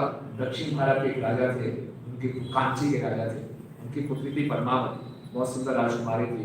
दोनों का विवाह निर्धारित हो गया और कांची के राजा ने अपने पुत्री का विवाह को पक्का करने के लिए, सारी फॉर्मेलिटीज करने के लिए अपने मंत्री को भेजा कि आप जाइए जगन्नाथपुरी में कुछ जो फंक्शन कर जाके देख के आइए। तो आया, तो उस समय रथ यात्रा का टाइम था। तो राजा ने बोला थोड़ी देर रुक जाओ, रथ यात्रा अटेंड करके जाना। बोला ठीक है। जिस दिन रथ यात्रा शुरू हुई तो आपने देखा होगा जगन्नाथपुरी में जब रथ यात्रा होती है, लुधियाना में आपने देखा होगा बहुत फेमस रथ यात्रा होती है यहाँ पे, तो रथ के आगे झाड़ू लगाया लगाते ना झाड़ू। तो जगन्नाथपुरी में झाड़ू कौन लगाता है? तो राजा झाड़ू लगा रहा था। जब राजा झाड़ू लगा रहा था तो मंत्री ने देखा राजा झाड़ू लगा रहा है। मंत्री समझ नहीं पाया बात को, और ये तो भंगी है, हमारी तो बेटी राजकुमारी है और एक भंगी से विवाह करेंगे? नहीं, हम विवाह नहीं करेंगे। वो वापस चला गया कांची में, दक्षिण भारत में, और राजा को बताया बच गए। वो राजा तो भंगी है, झाड़ू लगाता सड़क पे, विवाह नहीं करना चाहिए, तो विवाह तोड़ दिया। जब राजा पुरुषोत्तम देव को मालूम चला कि विवाह टूट गया है, बड़ा गुस्सा आया, मेरा अपमान हो गया। उन्होंने राजा को बोला, कांचीपुर के राजा को, अब तो युद्ध करना पड़ेगा, और मैं झाड़ू लगा रहा था जगन्नाथ जी के आगे, मैं जगन्नाथ जी का भक्त, मैं भंगी नहीं हूँ, और तुमने मेरा अपमान नहीं किया, जगन्नाथ जी का अपमान किया है, और ये युद्ध आप हमारे दोनों के बीच में नहीं है। तुम गणेश जी के भक्त हो, मैं जगन्नाथ जी के भक्त हूँ, अब ये युद्ध है गणेश जी को जगन्नाथ जी। बोले अगर मैं हार गया तो ये जगन्नाथ जी आप ले जाना, वो गणेश जी के पीछे बैठेंगे, और अगर मैं जीत गया, मैं गणेश जी को यहाँ लेके आऊंगा, तो जगन्नाथ मंदिर में जगन्नाथ जी के पीछे आ जाएंगे। ठीक है, राजा युद्ध करने के लिए उसने आक्रमण कर दिया। जब युद्ध शुरू होने से पहले क्या होगा, राजा के कैंप में आग लग गई, सारे सैनिक जल गए, राजा युद्ध हार गया। राजा बड़ा परेशान, भगवान जगन्नाथ जी के लिए मैंने झाड़ू लगाया और मेरा विवाह भी टूट गया और मैं युद्ध भी हार गया। भगवान आप क्या कर रहे हो? आपके लिए मैं सब कर रहा हूँ और आपने इतना बड़ा वो, बहुत दुखी हुआ, रो रो कर भगवान को बुलाया। भगवान के सपने में आए, ये राजा चिंता मत करो, दोबारा से आक्रमण करो। कोई सैनिक नहीं बचा, जो सड़क में मिलता पकड़ लो, जो मिलता पकड़ लो, ले जाओ, आक्रमण कर। कैसे? बोले मैं संभालूंगा, करो। जो मिलना सड़क पे, पान वाला, दूध वाला, पकड़ के सेना में भर्ती कर, चलो युद्ध करने चलना शुरू कर। दोबारा से तैयारी कर दिया। तभी उड़ीसा से वो निकल रहे थे, तो एक गांव आता है मणिकापट्टनम, तो एक बूढ़ी वहां खड़ी थी। उस बुढ़िया के पास छाछ बेचते थे, गर्मी का टाइम था। तो उसने देखा कि दो सैनिक आ रहे हैं घोड़ों पर, एक काले रंग के घोड़े में, एक सफेद रंग के घोड़े, बहुत तेजी से भाग रहे। बुढ़िया को देखकर वो रुक गई। ये बुढ़िया क्या है तुम्हारे पास? बोले छाछ। बोले बहुत गर्मी लगी, दो। और पूरा मटका पी गए। बुढ़िया ने बोला पैसे? बोले हम पैसे ऐसे नहीं हमारे पास, हमारा राजा पीछे आ रहा है, वो पैसे देगा। मैं गरीब हूँ, मुझे क्या, मुझे पैसे चाहिए। कैसे वो मानेगा कि आपने दूध पी, मेरी छाछ पी है? तो उसने बोला ठीक है, ये मेरी अंगूठी है, उसको अंगूठी दिखा के लाओ, पैसे दे दे। बुढ़िया बुढ़िया बेचारी परेशान, दोनों भाग के चले गए। बुढ़िया खड़ी रही, कुछ समय के बाद फिर से राजा की सेना आ रही है। बुढ़िया ने रोका, क्यों रोक रहे हैं? युद्ध करने जा रहे हैं, तुम्हारा युद्ध इधर गया, मेरे को कैसे गरीब हूँ, मेरे को पैसे चाहिए, आपका जो होता रहेगा, मेरा सारा परिवार ऐसे चलता है। उन्हें कैसे, क्या है? आपके दो सैनिक आए थे, उन्होंने छाछ किया। कौन से सैनिक? बोले देखो मुंदरी देखेंगे, मिल देंगे। मुंदरी देखी, मिल देखी, थर थर कांपने लगा। वो जो मुंदरी थी जगन्नाथ जी की थी। स्वयं जगन्नाथ तो बलराम जी आए थे। स्वयं तुरंत घोड़े से नीचे उतरा, बुढ़िया को प्रणाम किया, अपने मंत्री को बुलाया, बोले बुढ़िया को जितना धन चाहिए दो। बुढ़िया तुम्हें क्या क्या चाहिए? खबर है, कोई जरूरत है छाछ वाछ बेचने की? सारा धन तुम्हारे पास, सारे कितने काम चाहिए, कई काम उसके नाम कर दिए। बोले तुम्हारा नाम क्या है? बोले मणिका। बोले आशीष गांव का नाम पड़ गया मणिका पटना। और खूब उसको धन दिया, आभूषण दिए, कपड़े दिए। बोले अब तुम आराम से हो, तुम कितनी सौभाग्यशाली हो, तुमने साक्षात जगन्नाथ और बलराम जी को छाछ बुलाई। और जब तक राजा वहां पहुंचा तो देखा जगन्नाथ जी और बलदेव जी ने पूरा युद्ध जीत लिया, पूरा। और राजा पुरुषोत्तम देव जी ने क्या किया? आप अगर जगन्नाथपुरी के मंदिर में गए हैं, कितने लोग हैं? आपने देखे जगन्नाथ जी के पीछे ही जगन्नाथपुरी के मंदिर कॉम्प्लेक्स में गणेश जी का मंदिर, तो गणेश जी कांची से आए। तो राजा को अभी क्रोध था कि मेरा अभी भी अपमान किया है। उन्होंने राजकुमारी पद्मावती को ले लिया। बोले अब इसका विवाह मैं भंगी से ही कराऊंगा। और उसको पकड़ के ले आए अपने राज्य में। बेचारी पद्मावती बहुत रोने लगी, मेरा तो कोई दोष नहीं था, मैं तो आपसे विवाह करना चाहती थी, मेरे पिताजी का दोष था। बोला नहीं, आप कैद रहो, तुम्हारा भंगी से विवाह कराएंगे। वो कैद रही। को अगले साल में फिर से जगन्नाथपुरी की यात्रा हुई, फिर से अरब झाड़ू लगाने लगा।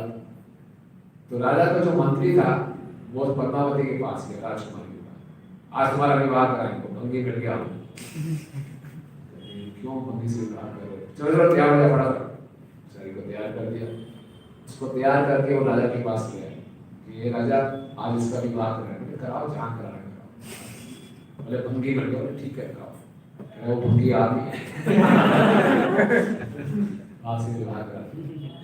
तो ये है जगन्नाथ जी, ये है कृष्ण, जो कि हमारे जीवन के हर उतार चढ़ाव में हमेशा हमारे साथ है। तो राजा के देखिए, राजा भक्ति कर रहे थे, फिर भी कितना बड़ा कष्ट आ गया उनके जीवन में। वो युद्ध हार गए, परेशान, भक्ति करो फिर भी युद्ध हार गया। और आपके लिए भी युद्ध कर रहा था सफाई, लेकिन उन्होंने भगवान को छोड़ा नहीं, रो रो भगवान को पुकारा, भगवान की शरण, भगवान ने आके उनकी मदद की। इसलिए भगवान हम सबके बड़े घनिष्ठ मित्र हैं। तो हमारे जीवन में जो हमारा आश्रय है, जो हमेशा हमें सुख प्रदान करेंगे, वो कृष्ण का आश्रय, कृष्ण के नाम का आश्रय। हरे कृष्णा हरे कृष्णा कृष्णा कृष्णा हरे हरे, हरे राम राम राम हरे हरे। आज संसार में लोग के पास कोई आश्रय नहीं है। सब लोग बहुत ही भ्रमित हैं, कंफ्यूज हैं, क्या करना चाहिए, क्या नहीं करना चाहिए। तो हमें क्या करना चाहिए? अगर उनको वास्तविक दया करनी है तो उनको भगवान की शरण में लेके आना चाहिए। तो उसके लिए हमें कुछ भी करना पड़े। प्रचार के लिए हम अपनी वाणी का उपयोग कर सकते हैं। वाणी का उपयोग कैसे कर सकते हैं प्रचार के लिए? भगवान के बारे में बता के, भगवान के बारे में बता के संकीर्तन करिए, हरे कृष्णा कृष्णा कृष्णा हरे हरे, हरे राम राम राम हरे हरे। लोगों के डाउट्स को क्लियर करके, संशय को दूर करके, उनको कन्विंस करके, उनको प्रचार करके अपनी वाणी का, अपनी बुद्धि का कैसे कर सकते हैं? लोगों को श्रीमद् भगवद गीता भागवतम ऐसे इंट्रोड्यूस करा के, हाँ, भगवद गीता भागवतम को समझ के अपनी बुद्धि से उनको समझाकर, और बुद्धि का उपयोग कैसे कर सकते हैं? ये सोच सकते हैं कि भगवान का प्रचार कैसे कैसे तरीकों से हाँ, भगवान का प्रचार कैसे कैसे करें। आजकल ऑनलाइन भी शुरू हो गया, ऑनलाइन भी प्रचार कर सकते हैं। सोशल मीडिया का उपयोग कैसे कर सकते हैं भगवान के संदेश का प्रचार करने के लिए। और फेस्टिवल में इनवाइट करके बुद्धि का उपयोग किया। और जो लोग घरों में रहते हैं माता जी लोग, उनको भी प्रचार करना चाहिए नहीं करना चाहिए? कैसे करेंगे प्रचार?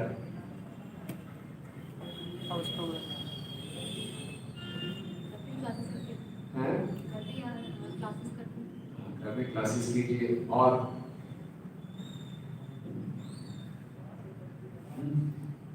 मंदिर आना चाहिए, मंदिर के साथ जोड़ना चाहिए सबको। हाँ, मंदिर में खुद भी आना चाहिए, अपने दोस्तों को, अपने साथी जो स्टूडेंट्स हैं, पड़ोसी हैं, उनको भी लेके आना चाहिए, प्रसाद खिलाना चाहिए। प्रसाद खिलाना चाहिए। यस। रेस्टोरेंट वाले प्रसाद ही खिला सकते हाँ? हैं। ऐसे रेस्टोरेंट वाले प्रसाद ही खिला सकते हैं। कौन वाले? बिकॉज हमारा रेस्टोरेंट है, हाँ तो हमारे पास वो आए थे गुजरात के, हुए थे वो लाल गोविंद, हाँ हाँ हाँ हाँ तो कह रहे थे कि प्रसाद लगाइए रेस्टोरेंट में, और वही खिला। हाँ। तो फिर हमने फिर वही शुरू किया। बुद्धि का उपयोग है, प्रसाद खिलाएं। प्रसाद से बहुत कुछ हुआ है। अमेरिका में एक स्थान है जहाँ पे हम लोग रोज जाते थे मार्केट में, सब कीर्तन करते थे, खिचड़ी बांटते। एक मार्केट हुआ था, यूथ था, बेरोजगार था, पैसे वैसे थे उसके पास। उसको मालूम था यहाँ पे कुछ आते हैं हरे कृष्णा वाले, कीर्तन करते हैं और खिचड़ी बांटते हैं, चलो थोड़ा बहुत नाच लेंगे और खिचड़ी खाएंगे, बढ़िया। खूब खिचड़ी खाते और साथ में ना वो डोनेशन बॉक्स रखते थे, इसकी जो अच्छा डोनेशन दे दो। अब याद आता था फ्री में खिचड़ी खाया था तो अच्छा नहीं लग रहा, सब कोई ना कोई डाल के जा रहे हैं। ये क्या करते हैं, पैसा तो होता है इसके पास डालने को, इसके पास बस की टिकट होती थी, उसको मोड़ के डाल इसको डाल रहा हूँ, कोई देखता तो मेरे क्या डाल और खा लो खिचड़ी, काफी देर निकल गया ऐसे, उसको थोड़ा थोड़ा छोड़ के गाड़ी पिका और नहीं है। मैं रोज ऐसा कर रहा हूँ, मैं देख तो रहा होगा नहीं चलता, काम चल रहा है, ठीक है। तो ऐसे ही खिचड़ी खा रहा था, हो जाता था, तो खिचड़ी खा रहा था, एक वक्त बोला पकड़ ली, यस, मैं देखता हूँ आप लोग वेरी गुड, आप हो जाते हैं, आप थोड़ा एक बजे अंदर आ सकते हैं क्या, थोड़ा खिचड़ी खत्म हो गई, बाहर ले जाओ, तो थोड़ी सेवा देने कर दिया, आ गया, इसका उत्साह बढ़ गया, और फिर वो आने लगा, और दोस्ती हो गई, लाओ थोड़ा खिचड़ी, बर्तन साफ करवा दो, खिचड़ी बनवा दो, सब होने लगा। धीरे धीरे धीरे वो इतना जुड़ गया, उसने फुल टाइम ज्वाइनिंग शुरुआत कहाँ से हुई थी, वो घर में खिचड़ी। तो ये भी प्रचार करते हैं, चाहे लोगों को जैसे माता जी ने बोला प्रसाद, प्रसाद में बहुत शक्ति है। प्राणे अर्थ है अपने धन का उपयोग, खूब पैसा कमाइए, खूब धन कमाइए, खूब बिजनेस एक्सपेंड कीजिए, और ये धन मिले उसका क्या उपयोग होना चाहिए, भगवान के प्रसाद।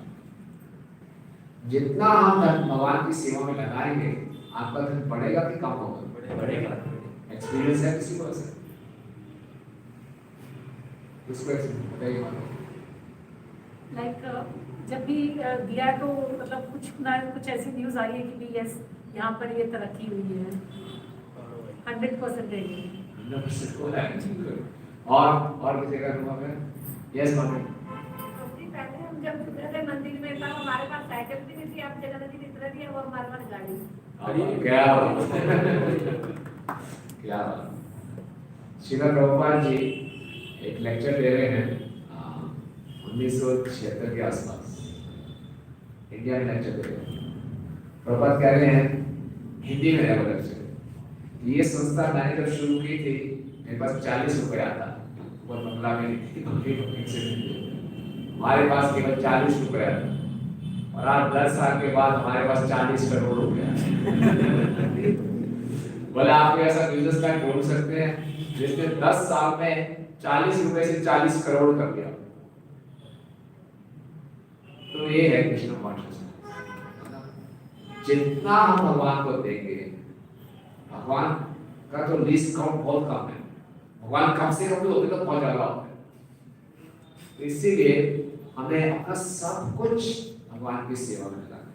भगवान ने हमें बुद्धि दी है, उस बुद्धि से हम इस योजना बनाए कैसे हम दूसरों का भला कर सकते हैं, और सबसे अच्छा भला है लोगों को कृष्ण से जोड़ना, लोगों को भगवान की सेवा में जोड़ना।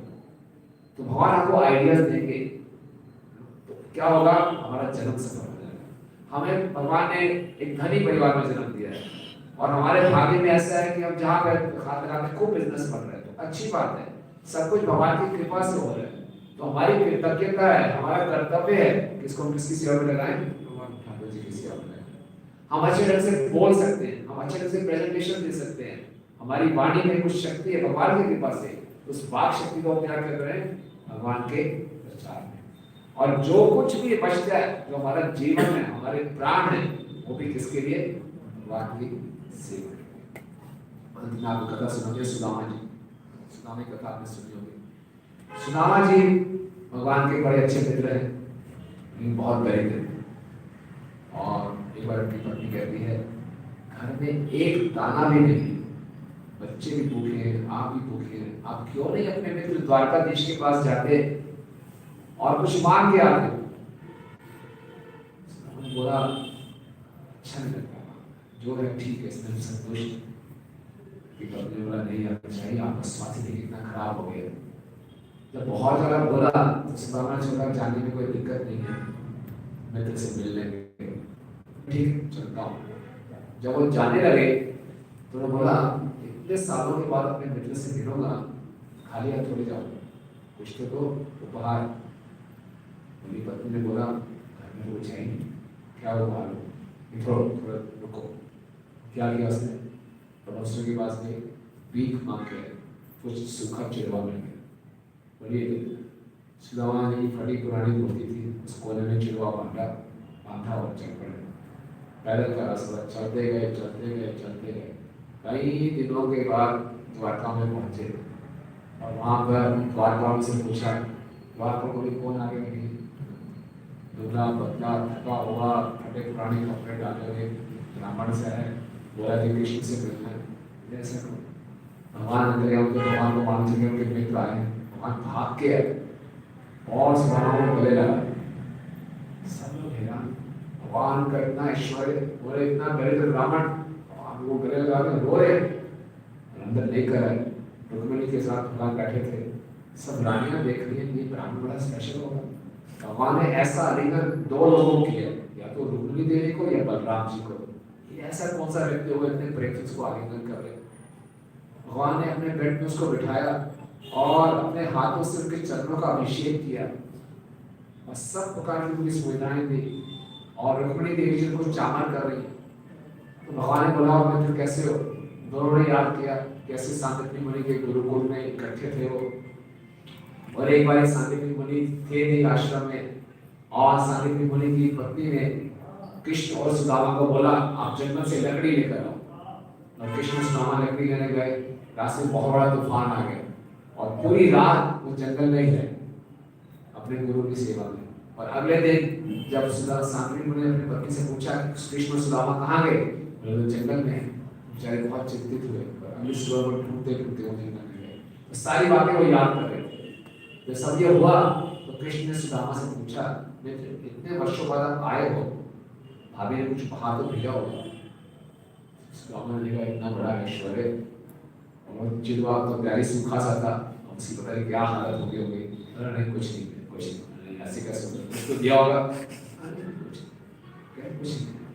कुछ तो है देख पकड़ लिया भगवान ने, खोला और नहीं करना था चिड़वा है। अरे वाह क्या बात है, भगवान ने मुट्ठी ली और खा ली। नहीं मत खाओ, क्या बताया और दूसरी मुट्ठी लेकर खाने लगे। रुक्मिणी जी आ गई, आपने एक मुट्ठी खाई तो मैं इसकी ऋणी हूँ, लक्ष्मी जी मैं इसकी ऋणी हूँ। आपने दूसरी मुट्ठी खाई तो मुझे इनकी दासी बनना पड़ेगा। बहुत हो गया, मत खाइए आप, उन्हें वापस दे दिए। तो समाज में बहुत दुख हुआ। बस कृष्ण इस बार कुछ नहीं बोला, कुछ दिन सुदामा रहे, बहुत अच्छे ढंग से आप तक भी खिलाया पिलाया और ठीक है जाओ हरे कृष्ण। सुदामा वापस आ गए। कृष्ण ने पूछा नहीं क्यों आए, सुदामा ने बोला बताया नहीं क्यों नहीं आया, कुछ नहीं पूछा, कोई जरूरत है बताओ, कुछ नहीं, कोई बातचीत नहीं। सुदामा वापस आ रहे थे, ठीक है गरीब रहना ही अच्छा है। अब इंसान आया तो अहंकार बढ़ जाता, गरीब रहना ठीक है, जैसे भगवान की इच्छा, उसी में संतुष्ट हूँ, बढ़िया हो गया। खूब लंबा सफर करके जब अपनी कुटिया के पास पहुंचते हैं, कुटिया दिखाई नहीं देती, ऐसा ही आलिशान महल जैसे भगवान श्री कृष्ण का कौन है? सामने से दिखाई स्त्री आती है, बड़े सुंदर सुंदर आभूषण रेशम की साड़ी, देखो ऐसा आरती उतारने लगे। ये सब क्या है? ये सब आपके तो द्वारकाधीश की कृपा है। जो ऐश्वर्य कृष्ण के पास था वही ऐश्वर्य कृष्ण ने सुदामा जी को दिया। सुदामा पड़ेगा। अब मैं आपसे प्रश्न पूछता हूँ कि कृष्ण ने सुदामा को सारे ऐश्वर्य दे दिए, सारे उनकी दरिद्रता दूर कर दी। कृष्ण ये बात उनको द्वारका में बता सकते थे ना? सुदामा चिंता मत करो, आप मेरे मित्र हो, मेरा तुम्हारा है, कोई दिक्कत नहीं, आप घर में जाओगे सारी प्रॉब्लम सॉल्व निश्चित हो गई। बोल देते अच्छा रहेगा ना। सुदामा खुशी खुशी वापस आ, चलो जी समस्या का समाधान हो गया। तो भगवान ने द्वारका में सुदामा को बताया क्यों नहीं? सरप्राइज क्योंकि सुदामा जी भगवान से मांगने में संकोच करते थे। मांगने में संकोच करते थे, लेकिन बता देते तो नहीं। आप नहीं बताए, मैं बताएगा। हाँ बताए। वो मना करते थे। कौन? सुदामा मना करते थे? नहीं, आप बताए। जो सुदामा जी लेके आए थे वो अपने सामर्थ्य से ज़्यादा लेकर आए थे, उनके क्षमता नहीं थी, फिर भी उन्होंने देकर दिया था। भगवान के पास बहुत सामर्थ्य है, फिर भी उन्होंने जो दिया उतना नहीं था जितना कि उनको मेरा चाहिए, तो इसलिए उन्होंने कहा कि जो मैंने छिपा कर। Very good, very good. Perfect answer. भगवान को संकोच हो रहा था, शर्म आ रही थी कि मैं कम दे रहा हूँ, ये ज्यादा दे रहा है। सुदामा ने गिला हुआ घटिया सा चिड़वा, और भगवान का इतना बड़े ऐश्वर्य महल, भगवान को बोलता मैंने कम दिया। क्यों कम दिया? क्योंकि सुदामा ने जो दिया अपने क्षमता से बाहर जाकर दिया। भगवान को सुदामा को देने के लिए भीख नहीं मांगी, लेकिन सुदामा ने जब कृष्ण को दिया भीख मांग कर दिया। इसलिए सुदामा का देना कृष्ण से ये है प्राण ने अर्थ दिया वाचा। जो कुछ भी हमारे पास है वो हम भगवान की सेवा कर रहे हैं। और भगवान का एक गुण है, भगवान बहुत ज्यादा कृतज्ञ है। द्रौपदी ने भगवान ने द्रौपदी का क्या लीला की? जान के अपनी उंगली काट दी। देखना चाहते हैं द्रौपदी क्या करेगी। द्रौपदी ने तो फर्स्ट एड बॉक्स लाए हैं, चलो मोबाइल पर भगवान को डॉक्टर को बुलाओ, वैद्य को बुलाओ। द्रौपदी का इंस्टेंट रिस्पॉन्स क्या था? अपनी सुंदर साड़ी फाड़ दी उसने। एक मिनट में भी सोचा साड़ी फाड़ने से पहले फटाफट भगवान को पट्टी कर दी और बोला वाह बोलूंगा नहीं। एक थोड़ा साड़ी का थोड़ा सा टुकड़ा दिया है, पूरी साड़ी बना तुम्हारे। ये कृष्ण की नेचर है। कृष्ण जब देने पे आते हैं हम तो थोड़ा सा दे सकते हैं, लेकिन भगवान जब देते हैं कोई लिमिट ही नहीं है। इसीलिए जो कुछ भी हमारे पास है हम भगवान दूसरों के भले के लिए करें, प्रचार में लगाएं। भगवान गीता में कहते हैं जो मेरे संदेश का प्रचार करता है वो मुझे सबसे अधिक है। उसके समान ना तो मुझे कोई कभी प्रिय हुआ है और ना कभी होगा। ठीक है, तो आज के इस संदेश से आपको क्या समझ आया? मन, वाणी और बुद्धि से हमें दूसरों की हेल्प करनी, उनको भक्ति में जोड़ना है। वाणी से, बुद्धि से, धन से और अपने प्राण से सब। और क्या समझ आया? हमें श्रेयस कार्य पे फोकस करना चाहिए। श्रेयस कार्य पे फोकस करना चाहिए। श्रेयस कार्य क्या होते हैं? सबसे उत्तम श्रेयस कार्य है भक्ति, और भक्ति में भी सबसे श्रेयस है प्रचार। दूसरों को हम भगवान की सेवा में। और क्या समझ में आया? कमाई करो लेकिन उसमें से कुछ हिस्सा भगवान के नाम के लिए निकालो। कुछ हिस्सा कुछ हमें अपना दोबारा से लेक्चर देना पड़ेगा। कृष्ण हमेशा भाव देखते, चाहे आप जो मर्जी हो, चाहे कृष्ण भाव देखते हैं। आपने कितना किया भगवान, तो सब कुछ करना है, तब हमारा जन्म सफल होगा। अदरवाइज क्या है? विफले जन्म गवाएंगे। कि हमने ये नहीं किया तो अपना जन्म हमने बर्बाद कर दिया। और जन्म सफल तब होगा जब हम हर समय, यानी कि कभी कभी श्रेय आचरण सदा, हर समय हम क्या करें? श्रेयस का आचरण करें। जहां मौका मिले हम प्रचार करें। जहां मौका मिले, एक मौका में नहीं छोड़ना, हर मौके पे श्रेयस मानना, हर मौके पे चौका खाना, हर टाइम पे आपको देखना क्या इस समय मैं भगवान के संदेश का कैसे प्रचार कर सकता हूँ, किसको बता सकता हूँ। अपने पास कुछ बुक्स रखिए, हमेशा कुछ प्रसाद रखिए, जब मौका मिले किसी को प्रसाद दे, जब मौका मिले किसी को बुक दे। समझ रहे बात को? आप लोग गाड़ी ड्राइव कर रहे, रास्ते में कोई भिखारी आता तो क्या दे दो आप? प्रसाद। किसी घर में कुछ देने को क्या है? प्रसाद। ये कोई मुश्किल है? मुश्किल है? कोई मुश्किल नहीं। वैसे क्या होगा? सबका लाभ होगा, मेरा भी लाभ होगा और उनका भी। ठीक है? हरे कृष्ण। ऐसा कोई प्रश्न है? Any question? यस। मेरा क्वेश्चन है, प्रभु जी भगवान श्री कृष्ण अर्जुन को भगवद गीता के 11वें अध्याय में समझाते हैं कि मेरा केवल अनन्य भक्ति मतलब सुप्रीम डिवोटी ही मेरे इस विराट रूप का दर्शन कर सकता है। तो फिर वो लास्ट श्लोक में एक और चीज समझाते हैं जो सबसे मैत्री भाव रखता है, वो मुझे अवश्य प्राप्त करता है। तो फिर इसमें मैत्री भाव का मतलब ये है क्या कि हमें प्रचार कर रही है गाँव से गाँव? Very good. क्या नाम है आपको? चंदन। चंदन। चंदन तो वेरी वेरी बहुत अच्छा बोला चंदन जी ने। क्या भगवान कहते हैं कि जो मेरे से मैत्री भाव रखता है मुझे प्राप्त करता है, और मैत्री भाव का अर्थ यही है जो भगवान के संदेश का खूब प्रचार करे। सबसे मैत्री भाव, किसी से द्वेष नहीं। इसका मतलब क्या है? मैत्री क्या होता है? मित्र कौन होता है? बाहर की दुनिया में एक मित्र का दारू पीने जा रहा है, बोले चल यार अपने फ्रेंड को यही है ना। तो यहाँ पे मित्र क्या होता है? मैं मंदिर जा रहा हूँ ना, ठीक है ना? ये मैत्री भाव कि मैं हरे कृष्ण जप रहा हूँ, आप भी हरे कृष्ण जप, ये मैत्री है। इससे अच्छा दोस्त और कोई नहीं हो सकता। यस। और कोई? Thank you. और कोई प्रश्न? यस जो मीन्स जो गुरु आते हैं तो उनको भी जैसे वो कहते हैं कि ईर्ष्या करके भगवान से भी हम वो वांछा करने आते हैं, तो गुरु को कैसे भगवान साइन करते हैं, इसके लिए क्या प्रोसीजर है? बहुत अच्छा प्रश्न। दो प्रकार के जीव होते हैं, एक होते हैं मुक्त जीव, एक होते हैं बद्ध जीव।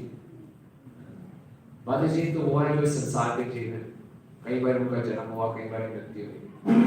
और मुक्त जीव जो होते हैं वो भगवान के साथ रहते हैं, भगवान के धाम में। और वो जो मुक्त जीव है वो नीचे उतरते हैं भगवान के दूत बन के। श्रील प्रभुपाद जी भगवान के दूत, एम्बेसडर, जो कि आध्यात्मिक जगत से इस भौतिक जगत में आए हम सबका उद्धार है। ठीक है? तो इस संसार के नहीं, वो इस संसार के नहीं। तभी तो इतना एक्स्ट्राऑर्डिनरी काम किया उन्होंने। 70 वर्ष की आयु में एक नया आंदोलन शुरू कर देना, केवल 11 सालों में 108 मंदिर बना देना, वो भी पूरे विश्व भर में, वो भी 40 रुपए के साथ शुरू किया। सोचिए असंभव। और इतने ज्यादा ग्रंथ लिखे, और 14 माली पूरे विश्व का भ्रमण कर गए। ये कोई साधारण कार्य थोड़ी, सुपर ह्यूमन है। तो सुपर ह्यूमन माने कि संसार से बाहर के हैं, वो विशेष रूप से आते हैं हमारा उद्धार करके फिर चले। तो जितने लोग जैसे संन्यास लेते हैं तो वो भी ऐसे, उनको भी आप ऐसा ही बोलेंगे? अब ये है मुक्त जीव। अब समझ लो आप में से कोई संन्यास ले लेता है, तो अगर हम एक मुक्त जीवों को, लिबरेटेड सोल के आदेशों के अनुसार अपने जीवन को जीते हैं तो हम भी मुक्त हो जाते हैं। आप और मैं भी मुक्त हो सकते हैं। इसके लिए जरूर नहीं है कि संन्यास का घंटा, संन्यास का देश हो। संन्यास मतलब हृदय की स्थिति। अगर हम हृदय से प्रभुपाद जी के आदेशों का पालन करेंगे तो हम भी सन्यासी होंगे, हम भी मुक्त होंगे। समझे आप? ये प्रभु जी आपने जैसे मतलब जितना हम भगवान को देंगे तो भगवान से ज़्यादा हमको रिटर्न करते हैं, पर फिर अगर व्यक्ति मतलब इस भाव से देने लगे कि मतलब मेरे को रिटर्न नहीं देगा। प्रभु जी का प्रश्न है कि जितना भगवान को देते हैं भगवान उससे ज़्यादा रिटर्न करते हैं। तो बढ़िया चीज बता दी आपको, है ना? ये तो 100 पंचर में 10 रुपया, देखता हूँ कितना आता है।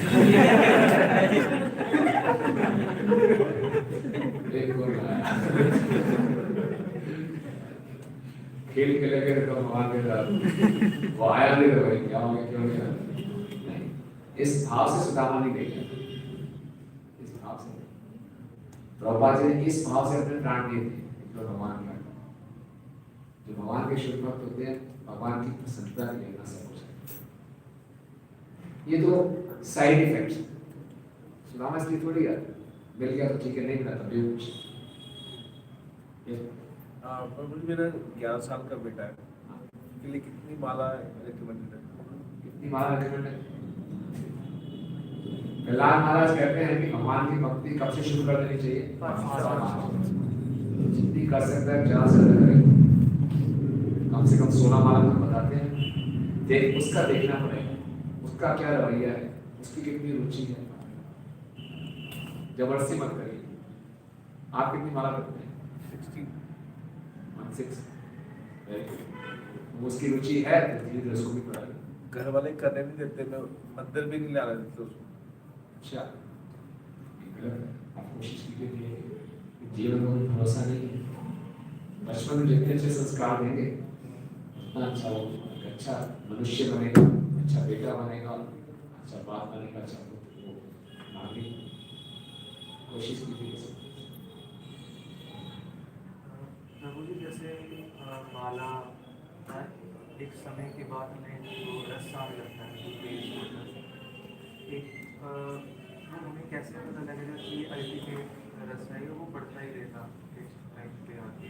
तो अभिषेक, हाँ जी, अभिषेकों का प्रश्न है, माला करते हैं तो एक रस आता है उस समय के बाद, तो कितना मान चलेगा कि रस बस हो गया, तो रस कैसे बढ़ता रहेगा? जी प्रभु जी एक और क्वेश्चन था कि अगर जैसे भक्ति जो सिस्टम है वो सिस्टम में भी भक्ति का ही आप आए गुरु जब करो एकदम मतलब हम सेम है, नाम तो भगवान का ही है, तो उनकी फिलॉसफी है कि वो मेन जैसे प्रभुपाद जी ने क्या प्रभुपाद जी ने कहा कि सूर्य की सतह पे पहुंचना ये नहीं कि आप मतलब सूर्य को जान चुके हैं, तो हमें कैसे पता लगेगा कि हम सही जा रहे हैं कि संतुष्टि हमें संतुष्ट हो जाना है उस जगह पे जब हम उस जगह पे पहुंच जाए, या आगे बढ़ते रहना है, या आगे सोचते रहना है? इसी का प्रश्न पहले प्रश्न को उत्तर देते हैं कि जब में कैसे मान चले कि हमारा रस बढ़ रहा है, कि अल्टीमेट रस है कि इससे ऊपर भी होगा। देखिए जब हम जप कर रहे हैं तो कैसे मान चले कि हमारा जप अच्छा हो रहा है? हमने 16 माला की, उसके बाद भी माला छोड़ने का मन नहीं करता और अच्छी और माला अभी नाश्ता हमारे साथ क्या होता है, 16 माला और भी प्यार हमारा करने का मन करता है। चलो आज का लोड खत्म, अब कल बात करेंगे। अक्सर ये तो ये बात नहीं है, मैंने 16 माला भी की, मन में चाह रहा है एक माला बनकर एक मिनट, इसका मतलब तब हमारा जब अच्छा। दूसरा आपने पूछा कि कैसे मालूम चलेगा कि इस भक्ति के पथ पे हम जा रहे हैं, तो हम सही रास्ते पे जा रहे हैं कि मतलब एक डेस्टिनेशन है, इनरिचमेंट एनरिचमेंट नहीं, ये पूछ रहे हैं कि डेस्टिनेशन डेस्टिनेशंस है, मतलब कुछ फिलॉसफीज में वो डेस्टिनेशंस कहीं कहीं जगह है, मतलब कुछ डेस्टिनेशन है कि ब्रह्म में लीन होना है, कुछ लोग कहते हैं कि जब करते करते कुछ सेल्फ रियलाइज हो गया कि बहुत है इतना, मगर हमारे प्रभुपाद जी जो बॉडी वैष्णव संप्रदाय में बताया गया कि कृष्ण तक पहुंचना हमारा अल्टीमेट गोल है, हमें उसमें नहीं फंसना, अगर हमें वो रियलाइज भी हो रहा है वो चीज़ें तो हमें आगे बढ़ते रहना, मगर मेंटली क्या हम कर पाएंगे वो आगे जाके कि नहीं, मतलब मेंटली अपने आप को स्टेबल इतना कर पाएंगे कि इस जगह अगर हम रुके मतलब आगे बढ़ पाएंगे, अगर उस जगह से मोह हो गया मतलब होता नहीं कि नहीं। अगर हम सही ढंग से प्रभु जी का प्रश्न है कि जब हम आगे बढ़ेंगे, सेल्फ रियलाइज होंगे, हमें मालूम चलेगा कि शरीर नहीं आत्मा हूँ, तो हम वहीं जाके स्टक तो नहीं हो जाएंगे। हाँ जी हाँ जी, हमें ठीक प्यार है, ना हो जाए अभी बहुत हो गया आगे जी, ना बढ़ पाए। हाँ मैं इसी में संतुष्ट हूँ। हाँ वो चीज़ तो भक्ति का क्या लक्षण है प्रभु? अभिषेक हो, भक्ति में जितनी अच्छी हम भक्ति करेंगे उतनी हमारी प्यास कृष्ण के लिए बढ़ती जाएगी, हम संतुष्ट हैं, हमारे लालची बनते हैं और प्रभुपाद बहुत ग्रीडी थे, इंटेंस ग्रीड, बहुत ज्यादा लालच। 70 साल की उम्र में आप देखिए क्या पड़ी थी उनको विदेश जाने की। तो कोई गुरु महाराज ने बोले पाश्चात्य देश में प्रचार करो, पाश्चात्य देश में प्रचार शुरू कर दिया, खत्म। अमेरिका में कर दिया था, इंग्लैंड में कर दिया, वापिस आ गए। नहीं, आप पूरी एशिया में भी करूँगा, जापान में करूँगा, फिलीपींस में करूँगा, मॉरिशस में करूँगा, मलेशिया में करूँगा, इंडिया में फिर से करूँगा। एक साथ इंडिया में 3 बड़े प्रोजेक्ट शुरू कर दिए प्रभुपाद जी। वृंदावन का प्रोजेक्ट, मायापुर का प्रोजेक्ट, बॉम्बे का प्रोजेक्ट, मेगा प्रोजेक्ट, बड़े बड़े प्रोजेक्ट। कहीं पे जमीन का उन्नतिया चल रहा है, कहीं पे चोरियां हो रही हैं, कहीं पे अटैक हो रहे हैं, और कोई टीम भी नहीं है, टीम सारे फॉरेनर्स की, सारे इंडिया में लोगों को ठग रहे हैं, सब कुछ हो रहा है। इतना बड़ा झंझट क्यों बोल रहे हो आप? कोई पूछ सकता है, सेटिस्फाइड हो जाओ ना, हो गया, अब चुप हो जाओ, बोले रहते हो कि किसी का बैठो, चुप में माला करो। नहीं नहीं नहीं, खूब प्रचार करना, खूब भगवान की सेवा करना। तो भक्ति कोई सही ढंग से करेगा वो कभी भक्ति में संतुष्ट नहीं होगा, बहुत होगी, वो प्यास बढ़ती रहेगी, प्यास बढ़ती रहेगी। बोले नहीं अभी बहुत कुछ करना है, अभी बहुत कुछ करना है, और अच्छा भक्त होगा। ये नहीं बोले मैं बहुत भक्ति कर रहा हूँ, कुछ भी नहीं करता। चैतन्य महाप्रभु स्वयं राधा रानी के भाव में, मेरे हृदय में रंच मात्र प्रेम ही नहीं है।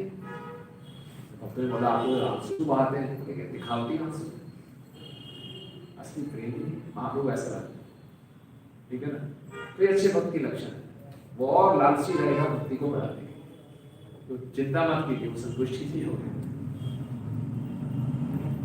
मैंने पूछना था, जैसे हमारे पास सारी knowledge written form Prabhupada ji की वाणी में हमें मिली हुई है, क्योंकि नाम ही है, मतलब बताया गया कि प्रभुपाद जी उसी में वास करते हैं, हमारे पास सारी फिलॉसफी।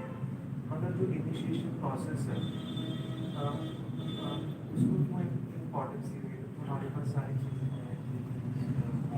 प्रभु जी का प्रश्न है कि प्रभुपाद ने अपने सब कुछ अपने पुस्तकों में दे दिया, अपने लेक्चर्स में दे दिया, तो वो अपनी वाणी में उपस्थित हैं, तो फिर दीक्षा की क्या जरूरत? देखिए, हमें एक लिविंग गुरु चाहिए जो हमारे कान पकड़ सके। प्रभुपाद जी की मूर्ति से दीक्षा लेना बड़ा आसान है, माला हाथ में लगाई, पकड़ ली, मैं आपका शिष्य बन। फिर कोई सोचे प्रभुपाद जी क्यों? रूपो हमसे दीक्षा ले, रूप गोस्वामी से दीक्षा ले सकते हैं, वो भी वाणी में उपस्थित है। तो कोई रूप गोस्वामी को चुन रहा है, कोई सनातन गोस्वामी को चुन रहा है, तो रूप सनातन क्या नागमुनि को चुनते हैं, तो कोई नागमुनि से दीक्षा लगेगा, उनकी भी वाणी है, उनके भी शास्त्र है। तो गुरु परंपरा चलती रहती है।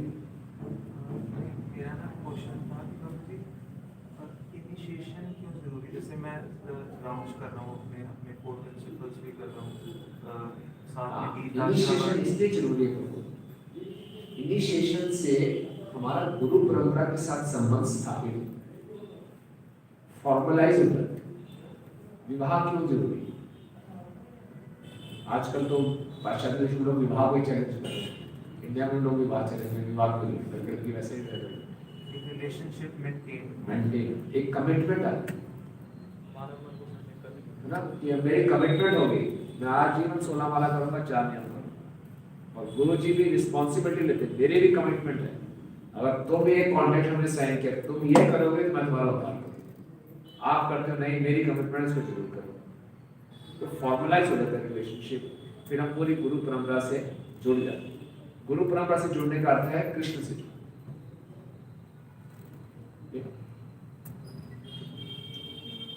प्रभु जी 16 नॉट्स पे स्टेबल कैसे रहे? 16 नॉट्स पे स्टेबल कैसे रहे?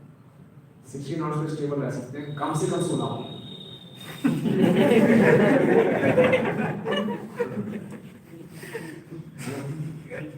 कम से कम एक को फॉलो करेंगे, ठीक है ना? तो उसकी टाइमिंग सेट कर, स्टेबिलिटी आएगी, जितना जल्दी जब कर लोगे उतना ज्यादा स्टेबल हो। अगर आपने माला शुरू की और अधिकांश माला शुरू की, 4 माला सुबह कर ली, बाकी माला रात को करूंगा। जैसे हम किसी के प्रति जब क्रोधित होते हैं, हमारा मन किसी के प्रति क्रोधित होता है या बहुत ज्यादा प्यार है हमें, तो हम जैसे सोते खाते पीते उसी के बारे में सोचते हैं, पंजाबी में भाई तो उसको ठोकने के बारे में सोचते थे, लेकिन यही भावना भगवान के प्रति जागृत नहीं होती कि हम हमेशा भगवान के लिए कैसे हुए? क्या क्या नाम हुआ आपका? सोनू सोनू जी का बड़ा सोना प्रश्न यह सोना प्रश्न ये है कि जैसे हम किसी संसार में प्रेम करते हैं या गुस्सा करते हैं तो हमेशा उसके बारे में सोचते रहते हैं, कैसे इसकी पिटाई करूं या कैसे इसे प्रेम करूं। वैसे ही हम कृष्ण के बारे में क्यों नहीं सोचते, है ना? बिल्कुल ऐसे ही प्रार्थना हमारे आचार्य रूप गोस्वामी जी ने की। भगवान के सामने जाकर ये प्रार्थना करो, जिस प्रकार एक लड़के का लड़की के प्रति और एक लड़की का लड़के के प्रति स्वाभाविक अट्रैक्शन है, प्रेम है, तो हे कृष्ण ऐसे ही अट्रैक्शन मेरा आपके लिए हो जाए। नहीं चाहते भगवान से प्रार्थना कीजिए। प्रभु जी किसी से लड़ाई हो गई तो मैंने ये रियलाइज किया था, हमेशा उसके बारे में सोचते रहे। कांस में हमेशा कृष्ण के बारे में सोचता था। तो क्या करना है, ये तो हमने प्रार्थना कर ली, लेकिन प्रार्थना करते काम खत्म नहीं होगा, आपको कुछ एक्शन भी करना होगा। एक्शन कैसे करना है कि कृष्ण से हमारा प्रेम बढ़े। तो कृष्ण से प्रेम बढ़ेगा, किसी से आपको प्रेम बढ़ाना तो आपको क्या करना होगा बताओ? सेवा करनी है। तो कृष्ण की सबसे फेवरेट सेवा कौन सी है? प्रचार करना, खूब प्रचार। भगवान कहते हैं जो मेरे संदेश का प्रचार करता है उससे ज्यादा मुझे कोई प्रिय नहीं। प्रचार करो और अच्छे ढंग से जप करो। अच्छे ढंग से प्रचार करने के लिए आपको शक्ति चाहिए।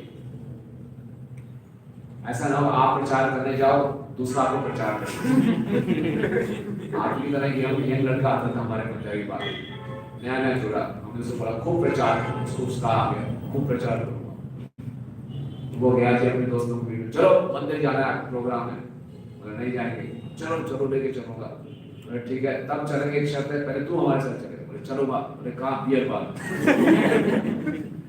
उसको लगे बियर बार, उसके बाद आया वो आया नहीं, परेशान क्या हो गया, कहाँ चला गया प्रचार करने। उसको फोन करके बुलाया, बड़ा बड़ी शर्म आई थी उसको। क्या हो गया भाई? मुझे बहुत बड़ी गलती हो गई, बहुत बड़ी गलती हो गई। क्या हो गया बताओ तो सही। बड़ा शर्मा को उसने बताया, कोई बात नहीं, एक बार गलती हो गई दोबारा नहीं। तो जब हम प्रचार करने जाए, प्रचार करने का अर्थ है कबड्डी खेलना। कबड्डी खेलिए कभी, है ना?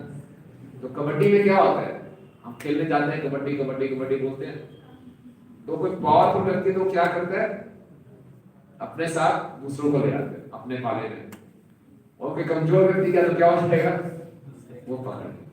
तो इसके लिए प्रचार करने के लिए कैसा बनना, आपको स्ट्रॉन्ग बनना है। तो स्ट्रॉन्ग कैसे बनेंगे?